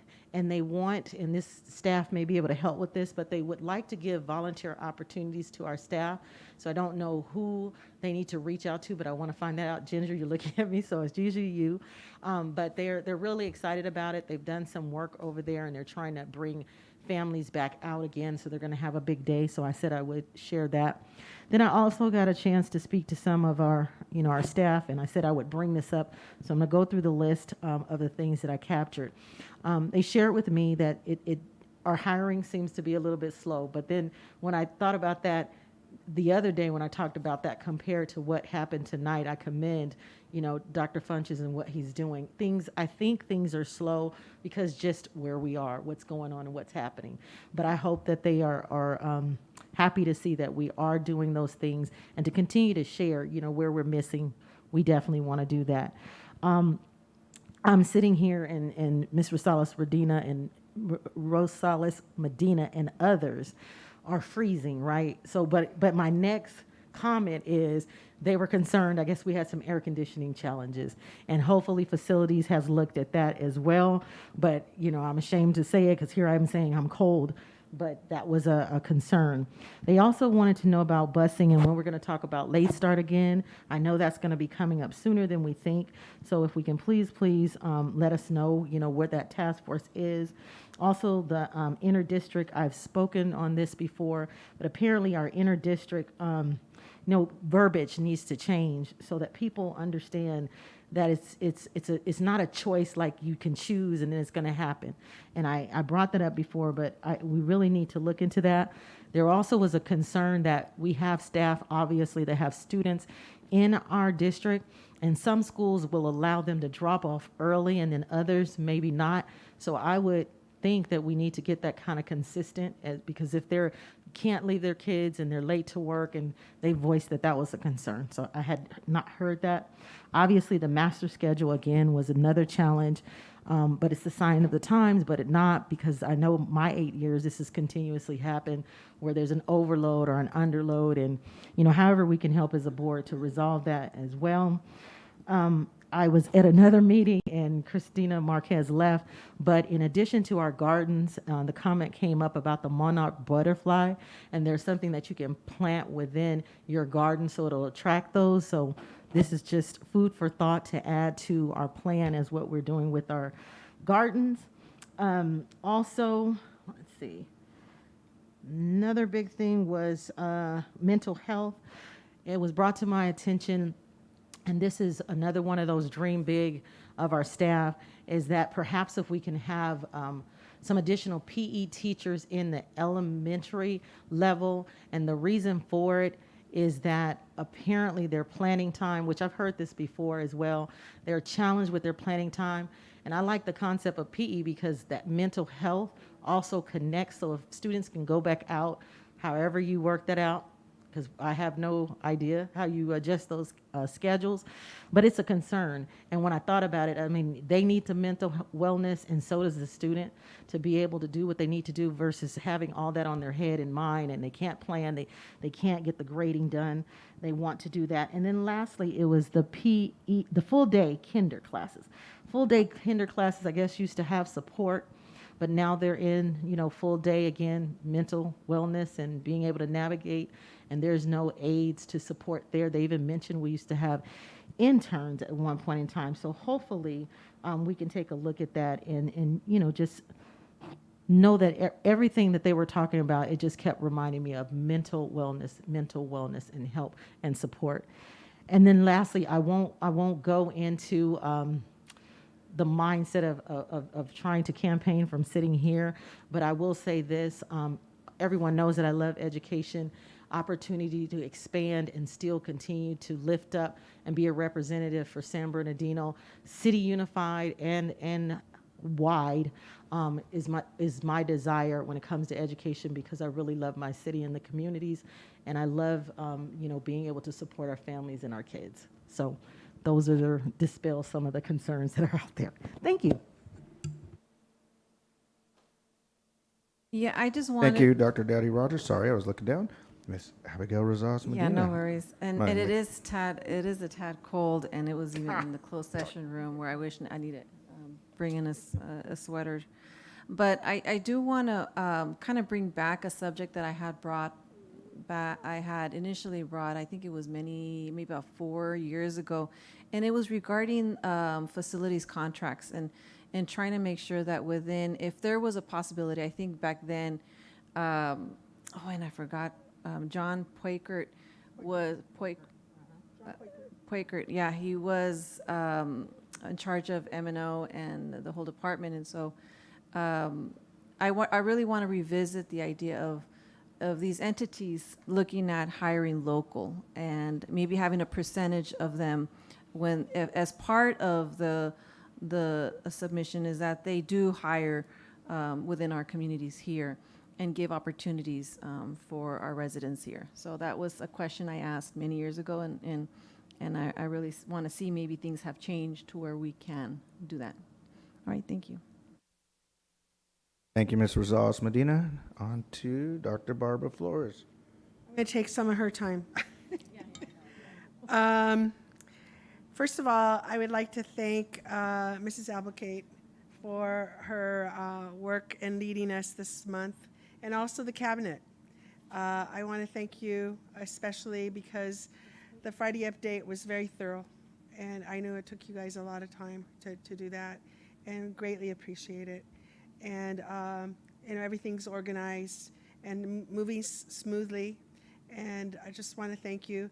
And I want to thank Karen Cunningham, and also Nicole Post and Katrine Bellington, because without you guys, none of this would get done. It's a lot, and just greatly appreciate it. We all appreciate you very much. And you don't get enough. You just sit there quietly, take notes, and do whatever. But you really are doing a great job. So thank you so much. Greatly appreciate it. And then, so now I'd like to follow up with Ms. Medina as well, and also with Dr. Rogers, because I have this on my agenda, on my board comments. I would like to agendize. If I get consensus, for us to look at or have the policy committee look at the reason that it's not in our facilities contracts or our modernization contracts is because we don't have a policy. So we need to look into the policy, and also, are we going to hire a union so that our workers in the area can come and work locally. Those are issues that we have to address as a board. And the only way we can do it is to research and also look how other districts do it, or look at policy Community college, actually, San Bernardino Community College passed something many They years have a ago as well. policy? They added some language, so I know Mr. Solons is looking into it, actually. Oh, is So he? I Okay. I spoke with, Okay, briefly so with. but as a subcommittee, Rogers. then we could bring it forth so we can officially vote on it. Secondly, I've been getting also comments from teachers about burnout and that they need time to plan. And your suggestion, Dr. Rogers, was very good in terms of providing, PE, because everybody would benefit. It would be a win-win. At least teachers could get 2 days, an hour or 50 minutes that they could have a week so that they could, have to plan. And the next issue, which I support, is combo classes. I recall that we approved in the LCAP that we would not have combo classes. And the reason I am such a stickler with that is that our kids are behind. And so what if we have 27 kids in a 4th grade or 5th grade or 6th grade? The teachers need to have time to work with them. And, I just think that we should, if we have the funds, and I know we do, because I remember we set aside funds to not have combo classes. And we did say it, for dual language, but I think it should apply to everybody. I saw in the Friday update that, regarding the $500 for each teacher for supplies. And I would like to see when that will be done, because it says we are preparing to distribute, but I didn't see when, a deadline, or, because school's already started. So we need to, well, you do, not we. You need to, distribute it. And I believe it's coming from district funds and not site funds. So that's important. I also have been getting complaints about not all sites, some sites not being clean. And I did send a couple of messages one to Ms. Applegate and Mr. Solons. And I think, board, we have to revisit the policy of oversight at the sites, of custodians, because they are not, right now it went to central, but it's the principal that should be in charge of them, not somebody who doesn't see them every day, because they need to be directed to go clean things. So I would like to revisit that policy and get input from the union members as well, and also the principals. I was also, some teachers approached me and they said, we have projectors with bulbs that don't work. So it's, and because we're getting these smart whatever TVs, they're not ordering the bulbs. Well, that doesn't make sense. They need the bulbs. So why don't we provide the bulbs? We have the money, just provide the bulbs for them. And they don't have to scrounge around or spend their own money to buy the bulbs. That's ridiculous. And they need to use that. So anyway, that's one thing. And then I know that I did raise it last time, but I really would like some feedback for transportation for IB lottery students at Chavez Middle School. That was something that I requested last time. How much would it cost? Who are they? Where are they? Why don't they get it? Because it's an issue of equity. It's an issue of equity because I think Richardson and Rodriguez Prep kids are bused.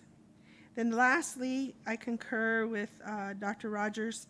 We need to form a late start task force immediately and also be inclusive of all the stakeholders that are going to participate. Teachers at all levels, principals, parents, because it's going to impact them. So, and of course, a couple of us on there as well. And that's it. Thank you. Thank you, Dr. Flores. All right. I will look at the clock and make sure I am within my time as well. Sorry. Yeah, you went over, but actually within the time of 4 people. Just kidding, Dr. Flores. It was within 1.23. All right. Just for me, I had a meeting with, of course, ICUC and a number of our students from a number of our high schools. And, they always want to talk about wellness centers. And we had that talk as a board as well. And what we can do and can't do in our timeline. And I was very thorough about explaining to them that, of course, we want these wellness centers at all our high schools. However, when you work with DSA, Department of State Architects, I explained to them about them, and I won't say how slow they are, but how thorough they are. It takes time, as in years. And of course, we'd love to do that at all our high schools, like as fast as we can, but that is not reality. They were great about that conversation, very understanding. But what we did talk about is we can control what we can control and do what we can right now. And again, I know we're looking at that at all our schools, whether it's a wellness room, a calming center, resource center, whatever you want to call it. There are things we can do at our schools, and if obviously our schools need money to help them do that, then we should do that. And that should be at all of our schools. But we can't have a wellness center at every one of our high schools as fast as we'd like. It is our goal. The conversation was really in Essex to start with wellness, but then it ended with COVID practices and policies. And, I went around and asked each student for each high school, what are some of your biggest concerns? Because it wasn't really on the agenda what we were talking about. And I asked them about COVID, and it was interesting that the response they had was, some inconsistencies in our practices. And so I think that's important that we are very consistent with our practices because, when you're hearing it from students, and this was not scripted or prompted in any way, it was actually quite spontaneous. They had consistent concerns. And one of the biggest ones was exposure notification.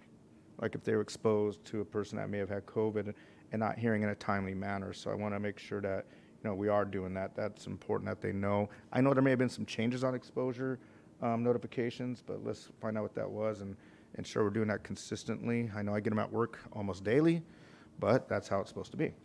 And then making sure we have all our EPGs, PPGs, whatever you want to call them, in place, our thermal scanner readers, our hand sanitizers, wipes, whatever they may be, so that those are readily available for our students. Because again, that came from students at all but one of our high schools. So that was really good feedback from them. So thank you to them for letting us know.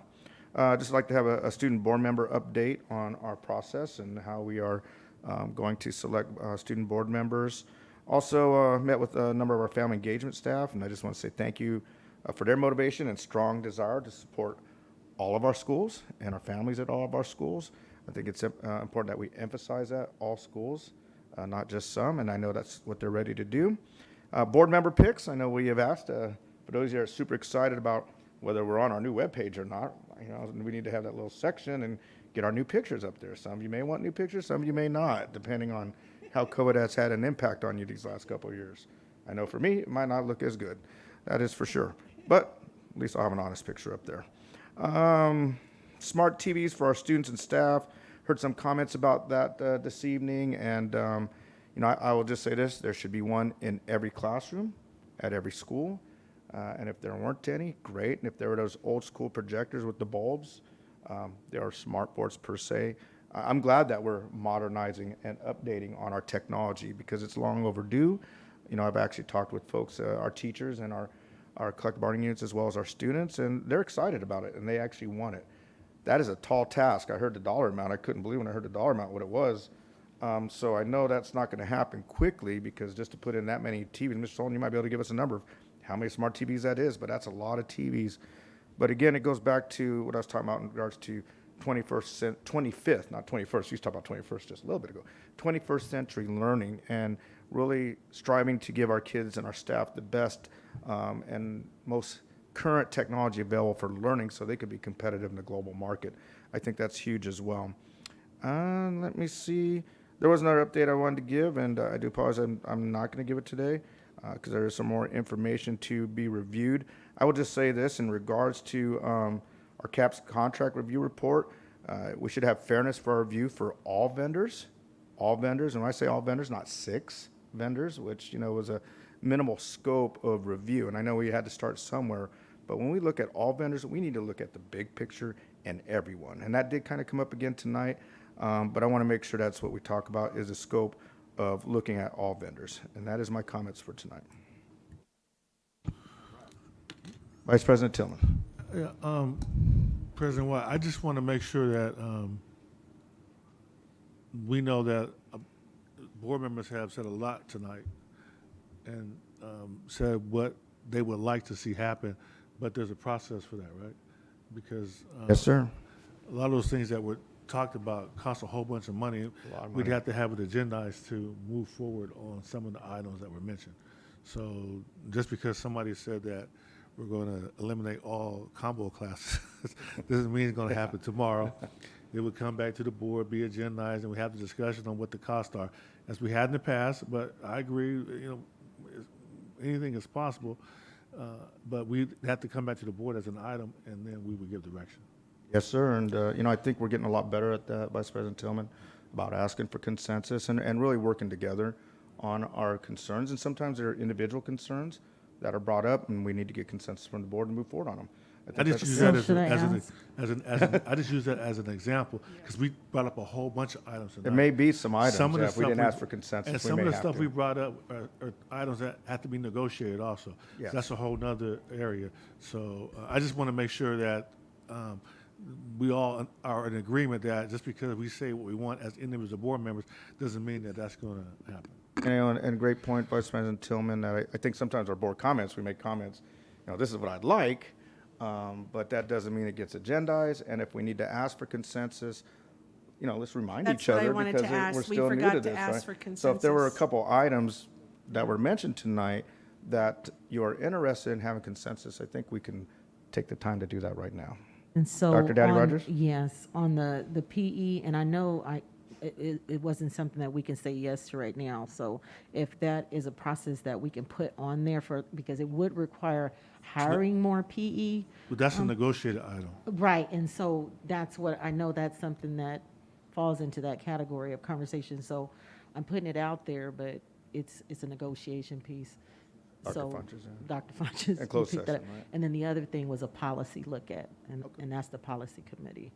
And then Ms. Rosales Medina? And I had made with requests to what San Bernardino Community College did many years ago with regards to the amount of percentages of with local hire, and then of course, kind of similar to with the PLA and so forth. But I know that you're looking into it, at least gives us a scope of what that, if that's even a possibility. I'm asking for consensus, but the thing is that, is this something that doesn't need it just because we're reviewing to see if it's possible? I heard you asking for information from Mr. Sullivan. Right, so that's. After the information, if you wanted to agendize it, Right, we right. would. Okay, yes, and so I was just trying to clarify, thank you. Ms. Rosales Medina, for those of folks out there that don't know what PLA is. It has 'Cause to I don't do know what with it is, so I'm one I of those know, persons. and I it just just wanna let lived. you know. So it is project labor agreements, and so it's just, so what community college they did, they passed this, I would say back in 2014. And so they looked at all of the contracts that go through the school district. They have, you know, the project labor agreements within them. And so they also look at making sure that a certain percentage are local hire as well within the region, within the area, within the city. Thank you, Ms. Rosales Medina. Learned something new tonight. Dr. Flores? So, Mr. Tillman, which ones do I need to ask for consensus? No, I just wanted to make sure that we were all on the same page, that all the things that we said Right. the district needs to do, we're not doing them because, right? Right. Yeah. I don't want Anna to say tomorrow that all the hundreds of combo classes are going to go away and somehow we're going to find hundreds of millions of dollars to pay for it. We're not saying that, right? No, but in terms of combo classes, we already approved the LCAP for that, for the combo classes. So I just want to update on it. And then what about revisiting policy for oversight of site custodians? That a negotiable item? That might be, no? Dr. Funches? That, I'll defer to Dr. Funches. That's not a policy, that is a change in. So what we've done, we did negotiate to make sure that we worked with CSEA to get the custodians where they are now under the supervision of M&O. If we wanted to revisit that, I'm sure we can bring back some information and then re-engage with CSEA on that. So do I need consensus for that? I would think you would need some type of consensus that you want that information brought back. Do I so have that- consensus? Bring Yeah? it back for us to Yeah. discuss with information Okay, without, yeah, I got it. don't know. Back Yeah. to information. Discuss. Yeah. Let's be very clear here. Okay. And so while you're asking, the full day kinder and adding supports there, how will we be able to know that? I would assume that we need to make sure that we look at our kindergarten classrooms and provide the board with an update on which sites may have, or which classrooms may have aides, which ones may not, give you that information. You'll give so you info. can have Okay. discussion about Thank that. More information then, okay. Yes.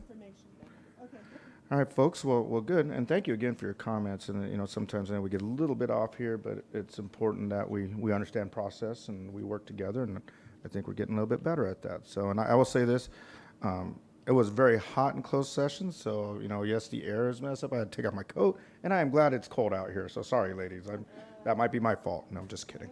All right, let's move on to 9.2, administrators in charge. Oh, Mr. Tillman, did you go? Okay, I'm sorry. I didn't want to make you look pointing at you, and I said you were first. All right, 9.2, administrator in charge and staff. Yes, thank you, Dr. Wyatt. And Ms. Ceballos, I just wanted to say thank you that you noticed. That was a deliberate effort by Cabinet for us to be more responsive to our community needs. So we have now committed to having one of our directors from all the different divisions attend every board meeting during public comment so that they can be readily available to assist and point them in the right direction. So and that was in Outstanding. response. We want to provide great customer service. So thank you for noticing. So I do want to give a little update on what's happening around our district because I want to thank the board and commend you for keeping us on track with on our students and being focused on our students. And it has been a very smooth last couple of board meetings, and I thank you for that. And I'm sure Dr. Rodriguez will also thank you when she takes the helm. So first thing is Dr. Rodriguez and her team did coordinate a special clinic to provide sports physicals for our middle school students. More than 200 students were seen by physician volunteers, and we provided that in partnership with UCR. Those screenings were free for our families, so we thank her for that. We also heard loud and clear that we need more preschool opportunities for our low-income families, and so I know that Dr. Rodriguez is also working to support our families. And for the public watching, we want to make sure that they know that our preschool is open at no or low cost to eligible families. We'll be promoting the opportunity to help our little scholars as much as we can. Anyone interested can get information from our district website or call the Child Development Office for more information. I do want to pass kudos to the Human Resources Department. They were featured in an article that CTA put out in the California Educator, really touting our district program around our new teacher training. So thank you to Dr. Funches and his team. They do a fantastic job of really preparing our teachers. And I know Ms. Morgan Pelletera, Ms. Mary Pierce, Shanna Smith, his people are just doing a fantastic job preparing our teachers. So thank you for that. We also wanted to remind everybody that this Saturday at Arroyo Valley, in collaboration with the Pure Land Foundation food distribution program, we're going to be providing more food for our families. So they've done a wonderful job in helping us serve our families. So we want to let everybody know we're going to have that at Pacific High School this Saturday. We're grateful to their commitment to our district to serve our families, and Dr. Rodriguez and Ms. Ontiveros will be there to represent our cabinet. So please make sure that if you're available, you come by and take advantage of that. I also wanted to tout our Black Honor Roll. So board members, if you're not going to the Pure Land Foundation distribution Saturday, hopefully I'll see you at Indian Springs High School for our Black Honor Roll. Very proud of our scholars. That will start at 8:30. It's from 8:30 to 1. And so it's a large event. Thank you to Dr. Greer and to his team for putting that on, and to our District African American Advisory Council. So we're very grateful for that, and we're looking forward to that. Yes, it's this Saturday. So Mr. Sullins and I will be there to represent the cabinet in this event. The next thing is Dr. Funches also has put out a survey, Energage survey, to make sure that we get feedback from our employees on how things are going. So he's doing a great job to really create an empowered workforce. And I know that he put out this survey to get some valuable feedback on what we can do better and what is working well. So thank you, Dr. Funches, for doing that for us. And our employees need to make sure that they look out for the survey and participate so that we can get that feedback. And then we also have a management conference coming for our managers, and that's at the end of the month, August 31st and September 1st. Our management team is going to get together for 2 days of workshops on district operational topics. Some of those will include school emergency standard response protocol training, which is extremely important we know for safety, special education in the law, marketing your school to retain enrollment. So we're really trying to help our managers to really be leaders in a lot of these areas. Our keynote motivational message will be delivered by Dr. Richard Carranza, who has a very powerful way of encouraging staff and motivating us to work together in this work. So to allow our team to select from a variety of breakout sessions related to their unique area of operational interest, we will use the campus of the Way World Outreach Church for this event. So we're very excited about that. I also did want to give Dr. Rodriguez a shout out. I know they're going to be highlighting some CAPS before and after school programs. Can you tell us a little bit more about that, the date and the time? Thank you, Mrs. Applegate. Yes, we will be doing our official kickoff of our CAPS, kind of a similar to opening ceremonies. So we will have that on Thursday in the morning, around 7:30 to about 8:30 for an hour, just to let the public know about the programs across the district, but highlighting Roosevelt and Henry Elementary Schools. And then we will do it again in the afternoon, starting between 3 and 4 o'clock, so that the parents who are picking up their children will be aware of the after-school programs. And so we will be doing these events across the district in the next few weeks to really get out the information to our families. Thank you, Dr. Rodriguez. Same schools, Dr. Rodriguez? All schools have CAPS, but for this Thursday, for the official kickoff, we will be at Roosevelt and Henry Elementaries. Dr. Wyatt, I wanted to clarify something with Ms. Applegate. So the food distribution will be at Arroyo this Saturday, correct? Yes, that's Okay. correct. I wanted to clarify, because you said Pacific, that was last week, right? No, they've done it each month at Pacific. This Saturday, it's going to be at Arroyo. At Arroyo, okay. Arroyo, Yeah. yeah. They have a continuing partnership with us. Just wanted to clarify. Okay.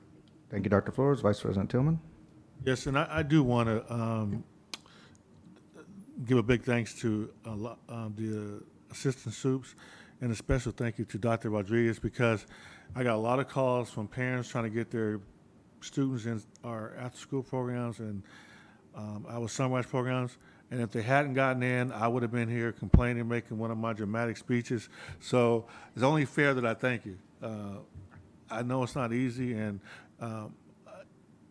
you know, I had earlier, a few months ago, I had a fellow board member say, you know, Danny always helping this one parent or this one student. But I do it because it always impacts more. To me, it's just the tip of the iceberg. When I have a parent that calls me with an issue, I've never had that parent be the only person in the same predicament. It's the only one that somehow they knew my name, or had to find the phone number off the website or talk to somebody. But there were sometimes hundreds of other students experiencing the same problem. So the folks you help, and you know better than I do, you've helped hundreds of people just in the last week because of the steps you guys are taking to ensure that we have the capacity for our students in those sunrise programs and after-school programs. And I've literally seen the tears from the parents because of their gratitude. Sometimes we lose sight of the impact we have on these families. Families are struggling, and we are fortunate to have the resources to make things better for them and their students. So I appreciate the work you've all done, but especially the work you've done for me in the last couple of weeks in helping these parents, Dr. Rodriguez. Thank you, Vice President Tillman. Dr. Dottie Rogers. I was waiting for Mrs. Applegate to mention this, but I know sometimes you don't want to talk about yourself, but we got a chance to go and support, and there were other people from the district when Congressman Aguilar came down. And I just wanted to commend, I know, Dr. Flores, you would probably want to say, but I just want to commend them. I mean, you know, they had to, you know, lights, camera, action, and you know, Ms. Applegate, you did a great job. You didn't look nervous or anything, but it was a big highlight for us. And it's, what is it called? The community, Safe community. And that's funding that's anticipated for us to get Safe Communities Act, I think is what it is. But I did want to commend, because many of you all were there, and you did a great job. It was hot, but you did a good job, and I think that was a huge highlight, especially being at our wonderful school where we had tragedies take place, for him to pick it and to be there. But didn't want to miss that, and I thought you might mention it. But I know you put it in the board report, but it was very small, and I don't think they knew what took place. Yeah, it was very small. Dr. Flores? Yes, I wanted to say that too, but my time ran out. I wanted to commend Mrs. Applegate, and Chief Paulino was also there representing us, and it was very, and Dr. Rogers was there. It was very impactful, small but impactful, and recognized us, and we are going to be getting funds. He didn't know how much, but we will be getting additional funds for safety, and it was great. It was really, really great, and you know, he's a champion for us, which I really appreciate very much. So anyway, and thank you to Ms. Applegate. She had to go first and introduce him. That's always And fun, it was right, very, Ms. very Applegate? great. Yeah, it was good. I just want to say thank you, board, for making the transition so smooth into this seat. Next board meeting, you will see Dr. Rodriguez here. But thank you for working so well collaboratively. Thank you, Ms. Applegate, and definitely executive cabinet. And even like last time we made the transition, it was so smooth, I forgot to announce it. So thank you for the reminder. I don't want to do that again. But, and then Dr. Daddy Rogers and Dr. Flores, yes, thank you for mentioning that. I knew about it, but I was not there, and I didn't really want to say it because, I know, and I don't want to say really what I was at, because I was working out of town, but it was in a very nice venue. Let me just say that. And so I do want to say thank you to Congressman Aguilar, as well as my boss, County Superintendent Ted Alejandre, Dr. Daddy Rogers, Dr. Flores, Ms. Applegate, the chief, everybody that was there.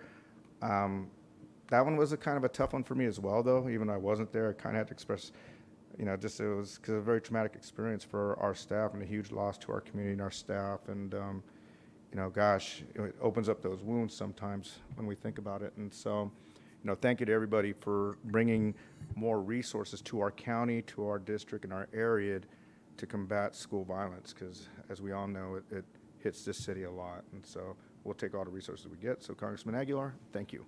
All right, we'll move on to, gosh, in my screen, I don't know how I get rid of this. 10.0, action items. 10.1, approval of personnel report number 3, dated August 16, 2022, which contains actions such as hiring, retirements, resignations, promotions, and terminations. As presented. Say Oh, as sorry. presented. Dr. Funches, if I heard you correctly, sir. As presented. Thank All you. right, I heard a motion. Was there a Moved. second? All right, it's been motion. Second. Properly second. Any discussion? Let's go ahead and vote. I'm trying for 10 o'clock, folks. Let's do it. Maybe sooner. All right, let's vote. I'll say it again. All right.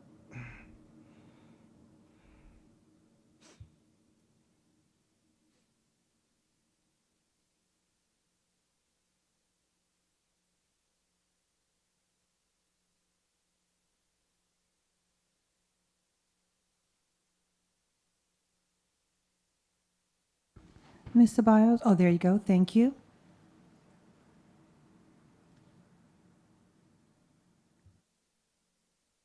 All right, motion carries. We'll move on to 10.2, approval of 2022-2023 Consolidated Application Reporting System, CARS, Spring Submission, Educational Services. So move. Second. It's been moved and properly second. Any discussion? Let's vote.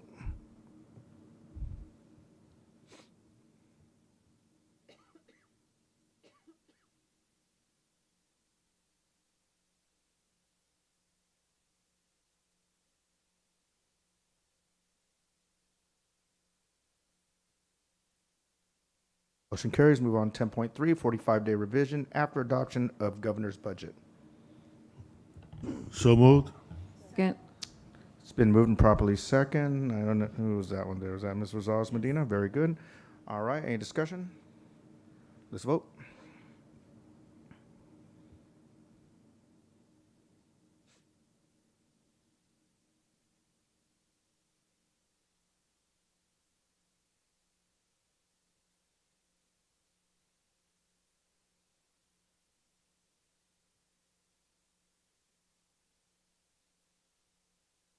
Motion carries. 10.4, ratification of classified directors, master degree stipend, human resources. So moved. It's been moved and properly second. Any discussion? Let's vote.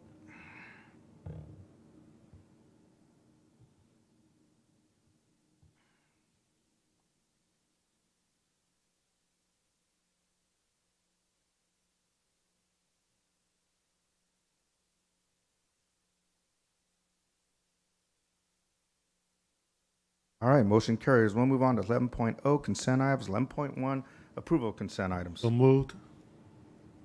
Second, I'd like to pull a couple. Oh, sorry. It's been moved and properly second. Discussion. Okay, sorry. No, that's okay, Dr. Flores. Go right ahead. I'd like to pull 11.8, 11.8. just for clarifications and questions. Yes, ma'am. Any others? Yes, and I want to pull 11.19, just as I've done in the past. I am the founder of that organization, so I'm going to leave the room. Thank you, Dr. Dowdy And Rogers. yes, I'm recusing myself. No financial interest. 11.19. But I will be, yes. Thank you very much. All right, and we have any others? I believe 11.7 was pulled to bring back at another date. And then 10.3, that was something else. All right. Any others to be pulled? Okay, let's go ahead and get started on those. 11, oh wait, I'm sorry. We have to vote now on the amended consent agenda. So let's go ahead and vote.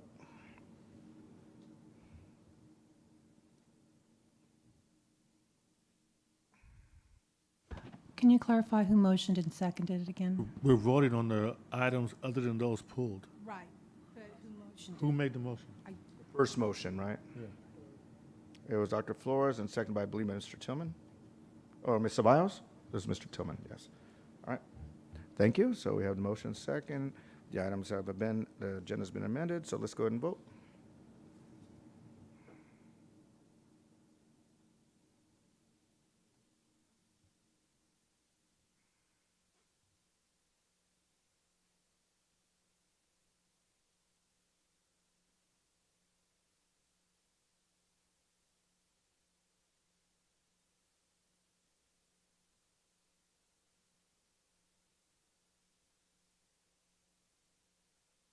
All right, motion carries. We'll move on to 11.8, award of RFP number 21-15, interactive television equipment mounts and installation in the amount of $19,133,442, business services. Dr. Flores.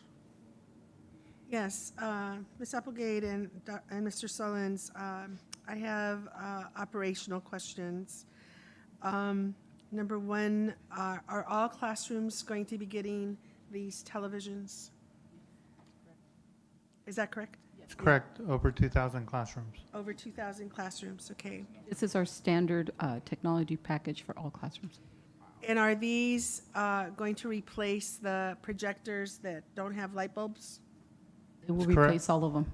It will replace the projectors, and just some background on some of those projectors. They're old projectors that we can no longer secure light bulbs for. But Oh this my is, God, really? So what do they use instead? well, there are options to replace the projectors, so we'll be looking into that and work with sites to address That was my next question. What are we going to do in the meantime? Correct. We will, our technology staff will work with the sites to make sure that projectors, new So the projectors teachers will replacement. be able to, who will they talk to? The principal or So they'll talk to the administrator. the administrator? Okay. So teachers need to let administrators know that they need, if they don't have the light bulb, they need something else. Okay. Right. Okay, great. Next question is, what's the timeline to install 2,000 of these in every classroom, in the 2,000 classrooms? So this is the initial award. So once the award is made, we will work with the vendor to establish a timeline. So we will provide the board with a timeline once that's established with the vendor. You don't know how long it will take them to install them and all of that? Yeah. Not at this time. And just a note, anytime you're putting something on a wall or opening a wall, anything, you can come across issues that sort of further delay. So So do we have enough people to do that? Do we have enough So this- M&O, I mean, So this is actually not only the equipment, but the installation is being furnished by the vendor. Oh, they are? Yes, correct. Oh, okay, Yes. so they're providing the Correct. installation. That was another question. And I'm assuming there are plans for professional development to teach the teachers how to use this, right? Okay. And my next question is, are there plans for troubleshooting? And who will troubleshoot? The IT guys at the site, or how does that happen? We did move toward more of the cluster support, so we do have IT specialists that will do that, but each cluster also has IT specialists that can respond as well. The next question is, will our PE teachers have equitable and equitable access to that as well? Does that include, do the 2,000 classrooms include the PE teachers? I'd have to look into that because they're designed for classrooms. So if they currently have a classroom that the site is allocated, I would imagine, but let me get some information and I'll get back to you on that. Now, we are paying for these, so the districts, the sites don't have to pay for them, right? Correct. Okay, and what about, I'm assuming that they'll have just not classrooms, but you'll probably put them in other places where they have meetings, right, as well? Correct. This package is to standardize all monitors in the district. So this is the initial equipment for the school sites, but the intent is that all sites that have monitors will have the identical. For example, when they're having PD, say in the auditorium or wherever, will they be able to access them there? Yes, right now the priority is the classroom, Okay. but then, we can discuss that further for the other common areas. All right, so the question was, so over time, how will they be maintained? Is this company going to provide maintenance for the equipment? So once it's installed, obviously the equipment's under warranty. But in terms of under the warranty service, then equipment is maintained under the warranty services. Once it goes beyond that warranty life, then we would be responsible for maintaining. Yeah, correct. What is the warranty? I'd have to get the exact. Okay. Yeah. And if under the warranty, that I'm assuming that if they are not functional, we have a replacement plan and we don't have to pay for them? Correct. Typical with any warranty, they would be replaced at no cost to us. What is their lifetime? Typically, with most technology, and Mr. Tillman can chime in, typically, you're looking at 4 to 5 years, but obviously those devices can extend. Technology moves so fast, but typically most technology is about a 5-year useful life. My last question is, do we have them in some of our schools already? I don't know that we have these exact models. We do have some screens. So, for example, the Pacific High School remodel, we do have screens in there. We are looking to standardize the screens to this package. You just There don't are know. some Yeah. there are some monitors, perhaps not this exact model, but we do have some. It is a lot of money. Okay. Thank you. Thank you, Dr. Flores. Vice President Tillman. Notice in the proposal there's different size monitors. I'm assuming that's because certain TVs that fit certain walls and that kind of stuff? Correct. Not all classes are similar in size, so we part of developing the scope was to walk sites so that we could spec out the correct size for the classroom spaces. And I hope, I talked earlier with Michael, but I hope that we don't make the mistake and say, this is the standard unit and TV, and we're not going to make any exceptions for anybody else. And I say that only because I've been doing technology long enough to know that you always want to have some room for exceptions and be able to, if someone's really bought into some system, you don't want to have to say, no, you're not going to do it. The other thing,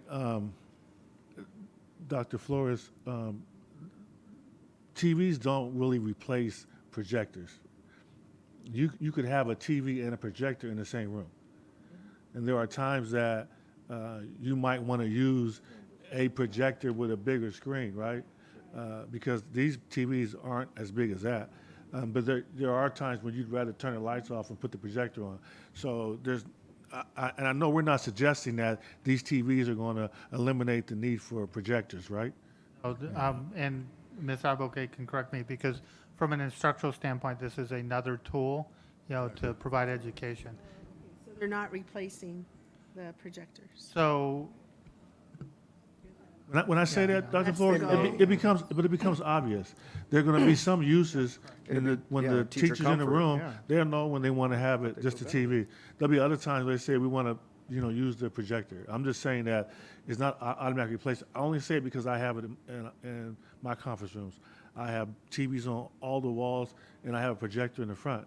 There's sometimes it just becomes obvious the user wants to pull down the big screen and use the projector. Other times they'll have you look at the TVs.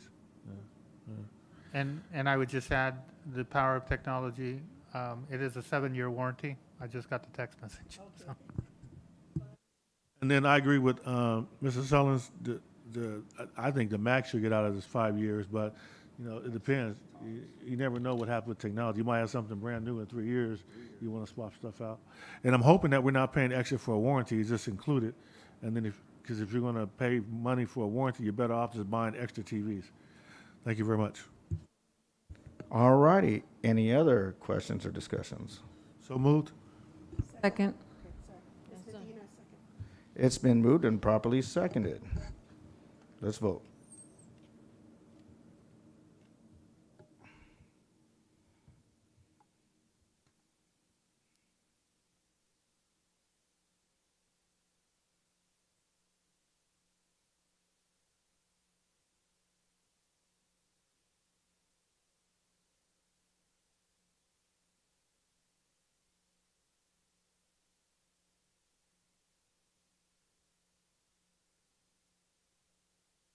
All right, motion carries. We'll move on to item number 11.19, renewal of the agreement with the Young Power Women's Empowerment Foundation, Cajon High School, $15,000 educational services.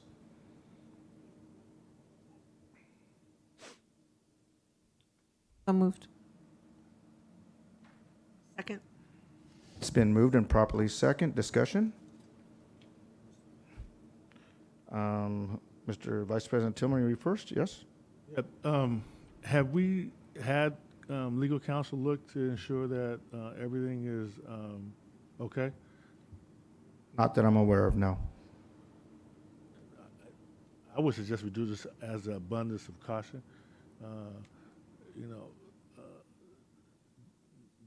Because all the discussion that we had recently, I think it would be important just to have counsel look and say that it's okay. That's my opinion. All righty, thank you, Vice President Tillman. Dr. Flores?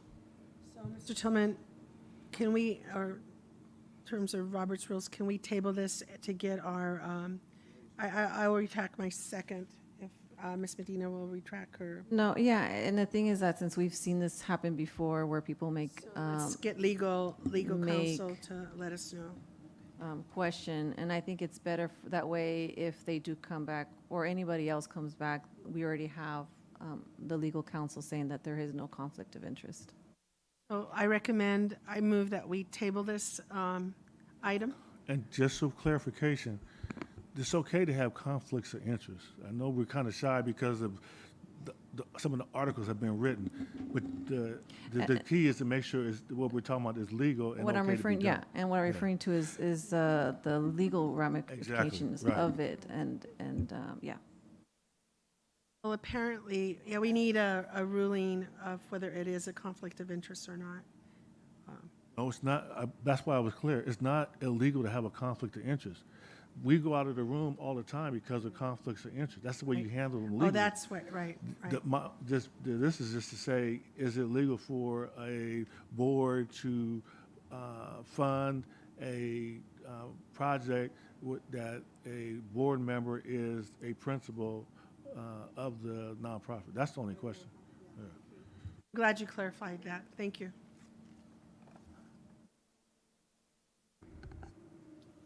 Actually, I'll defer to Ms. Ceballos first. So So I just want to caution also that if we're going to do this for this, we do it for all. And so I don't know, does that mean we go back and we look at all of the ones that we have already approved and we, you know, do a deep dive? Like, I just want to caution that it's not also perceived as we're going after one versus the other. That's just my 2 cents. Also, it is my understanding from even what Ms. Rogers has shared in the past that she is not part of the organization itself. So I don't know where, but again, I welcome the inquiry. I just want to caution that we do it for all, that we don't just, you know, because then that can be perceived not well. Thank you, Mr. Viles, and actually that was part of my comment in regards to, you know, practice and transparency and to eliminate the thought or practice of impropriety, you know, that this is my opinion, that we should have a full audit of all our vendors and providers, not just, like I said earlier, not a handful of them, regardless of the size of the contract as well. Because there are a number of us that, you know, I will speak for myself, that sit on some of the nonprofits that we award contracts to, and I recuse myself when those times come. However, I feel there should be an audit of all of them, not just some. If we're looking at the consistency, equity, and fairness, that's what we should be doing, and that the audit and the information presented is accurate and comprehensive without faulty or misinformation or errors. You know, we need accuracy in what we do because it's important for the community to see. And I know this board, we want to be transparent and we want to be held accountable. And at the same time, we want to provide services to our students, which I think in the end of the day is the most important thing, is that our students receive the services. So that's my comment on this, and I'll leave it at that. Vice President Tillman. I think it's critical that we use a reputable company, not a company that was established 2 months ago, but a reputable company that we have confidence in can give us legal advice. Thank you. Thank you, Ms. Tillman. Dr. Flores? Mr. Tillman, just to clarify, when you say company, you mean a legal firm?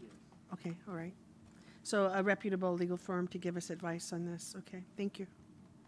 I think Mrs. Rosales-Medina, is that correct? And I only, Yes, we and I'm passed on. only, because I, from, you know, and I personally want to be fair, because just as people made accusations for others, I have, you know, through that, know that it's not true. In this case, I know, you know, she's not getting any financial benefits from it, as well as how she's, you know, removing herself from the room.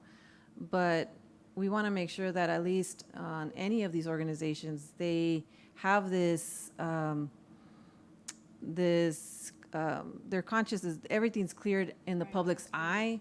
So that way it just shows that, you know what, we're not trying to hide anything. If, you know, if there's a group that comes forward and makes accusations, we're going to do an investigation to make sure that, and we already know it's not the case, but since we just want to make sure that they, you know, we were able to defend it. And I think it benefits them as well. Thank you, Ms. Rosales-Medina. So just, you know, for the record, and so I'm accurate, there was a motion to move forward and approve, and then there was a second, then there was a discussion, and then... Discuss it. Yeah, for discussion, excuse me, there was a motion to discuss. Yeah. Seconded. We had to do, excuse me, clarification. We had to make a motion and a second for us to be able to even discuss it.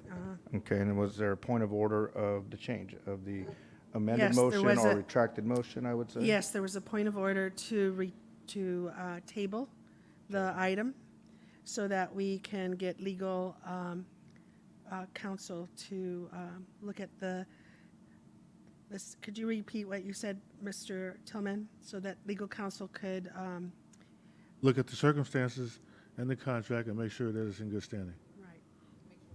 It's in good standing. All right, and I'll defer upon Mr. Son on this one. Is that a appropriate action that we could do that? Table it? Yeah, there can be a motion made and seconded to table and, or, yeah, table the item, so yes. We need a motion to table it. Move to table the item. Second. Any discussion? Any more discussion? Let's go ahead and vote. Right.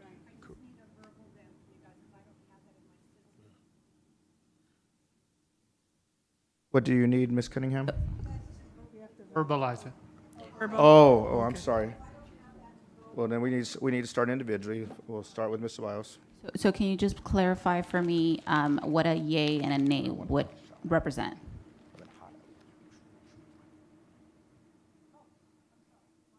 Yay is going to represent Tabling it? tabling it. Yeah. Okay, so nay. Yay for me. Yay. Okay. All right, motion carries. Could we get Dr. Daddy Rogers?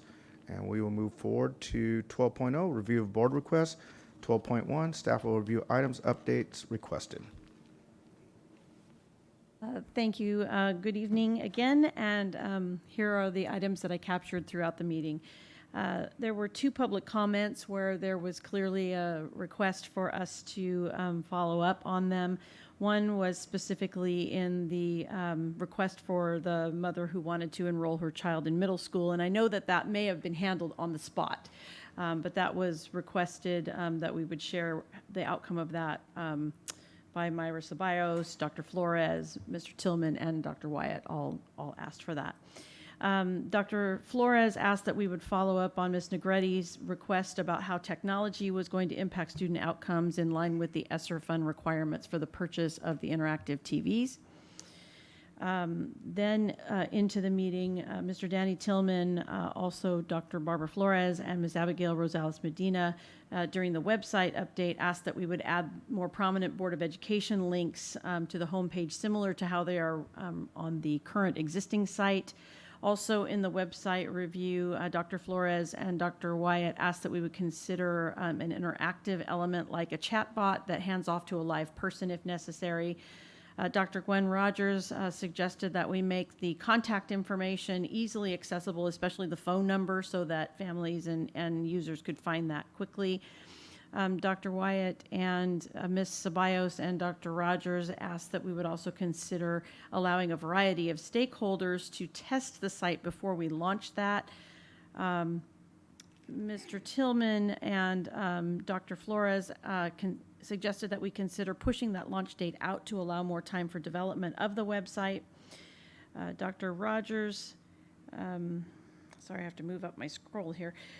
Dr. Rogers asked that we would provide, and Dr. Flores asked that we would provide an update on planning for the late start and relaunch the task force to get ready for next year. Then Dr. Rogers asked that we would update language on inter-district transfers and requests and how we process those on our website. Dr. Gwen Rogers asked that we would look into the inconsistency of drop-off times from school to school. Dr. Gwen Rogers asked that we would consider including monarch butterflies in the school gardens, and also Ginger, on that, where Yes. you missed, you said school to school. Yes. But it's staff is where the concern is. Did you capture that? That when they're dropping their kids off, it's staff. So at some schools, they may have a relationship because they work for the district. So they drop their child off at the school. So it's staff. It's schools to schools, but it's staff. or staff specifically? Mm-hmm. Okay. It's staff. It's a Okay. staff concern. Okay. So I added that to that particular request. Then Dr. Rogers asked that we would consider, and this is how I usually capture these, is consider adding PE teachers to elementary schools and consider adding support for our full-day kinder teachers such as aides or interns. Dr. Rogers, echoed by Abigail Rosales Medina, asked that we would look into adjusting the temperature in the BOE so that it was more consistent and comfortable. Ms. Abigail Rosales Medina and Dr. Flores asked that we would consider how we might encourage contractors to hire local labor and or union labor through a policy decision. Dr. Flores asked that we would provide a date by which the teacher supply budget was going to be released. Dr. Flores also asked that we look into consistency in the custodial support and consider returning supervision to the site leader, getting input from the union and also our principals in that decision. Dr. Flores asked I think this was a second request, to consider transportation for IB lottery students that are attending at Chavez. Dr. Wyatt asked that we would look into inconsistencies in COVID practices, especially related to exposure notifications and PPE provision. Dr. Scott Wyatt asked that we would update the board on the process for the appointment of student board members. Dr. Scott Wyatt asked that we would update the photos, I think, in our schools of the board member photos. Dr. Barbara Flores asked that we would update on the status of a reduction of combo classes that were approved in the LCAP, and then just in this recent action, there was a request for a legal review of contracts when we have board members who are affiliated with organizations. So. And Ginger, Yep. so a question on the kinder, did you speak about, did you capture that they wanted to explore additional staff Yes. support in the kinder? And then the plant that I couldn't remember, it was called milkweed for the monarch butterfly. Thank you. In there, yeah, I Thank couldn't you. remember, but they just reminded me. Thank you. Move to adjourn. All righty, folks, we have a motion to adjourn. Second. Everyone have a fantastic evening. We did a lot better, 10:04 or so, but we'll aim to do better next time. Everyone have a fantastic evening, and may you have safe travels home. God bless you all.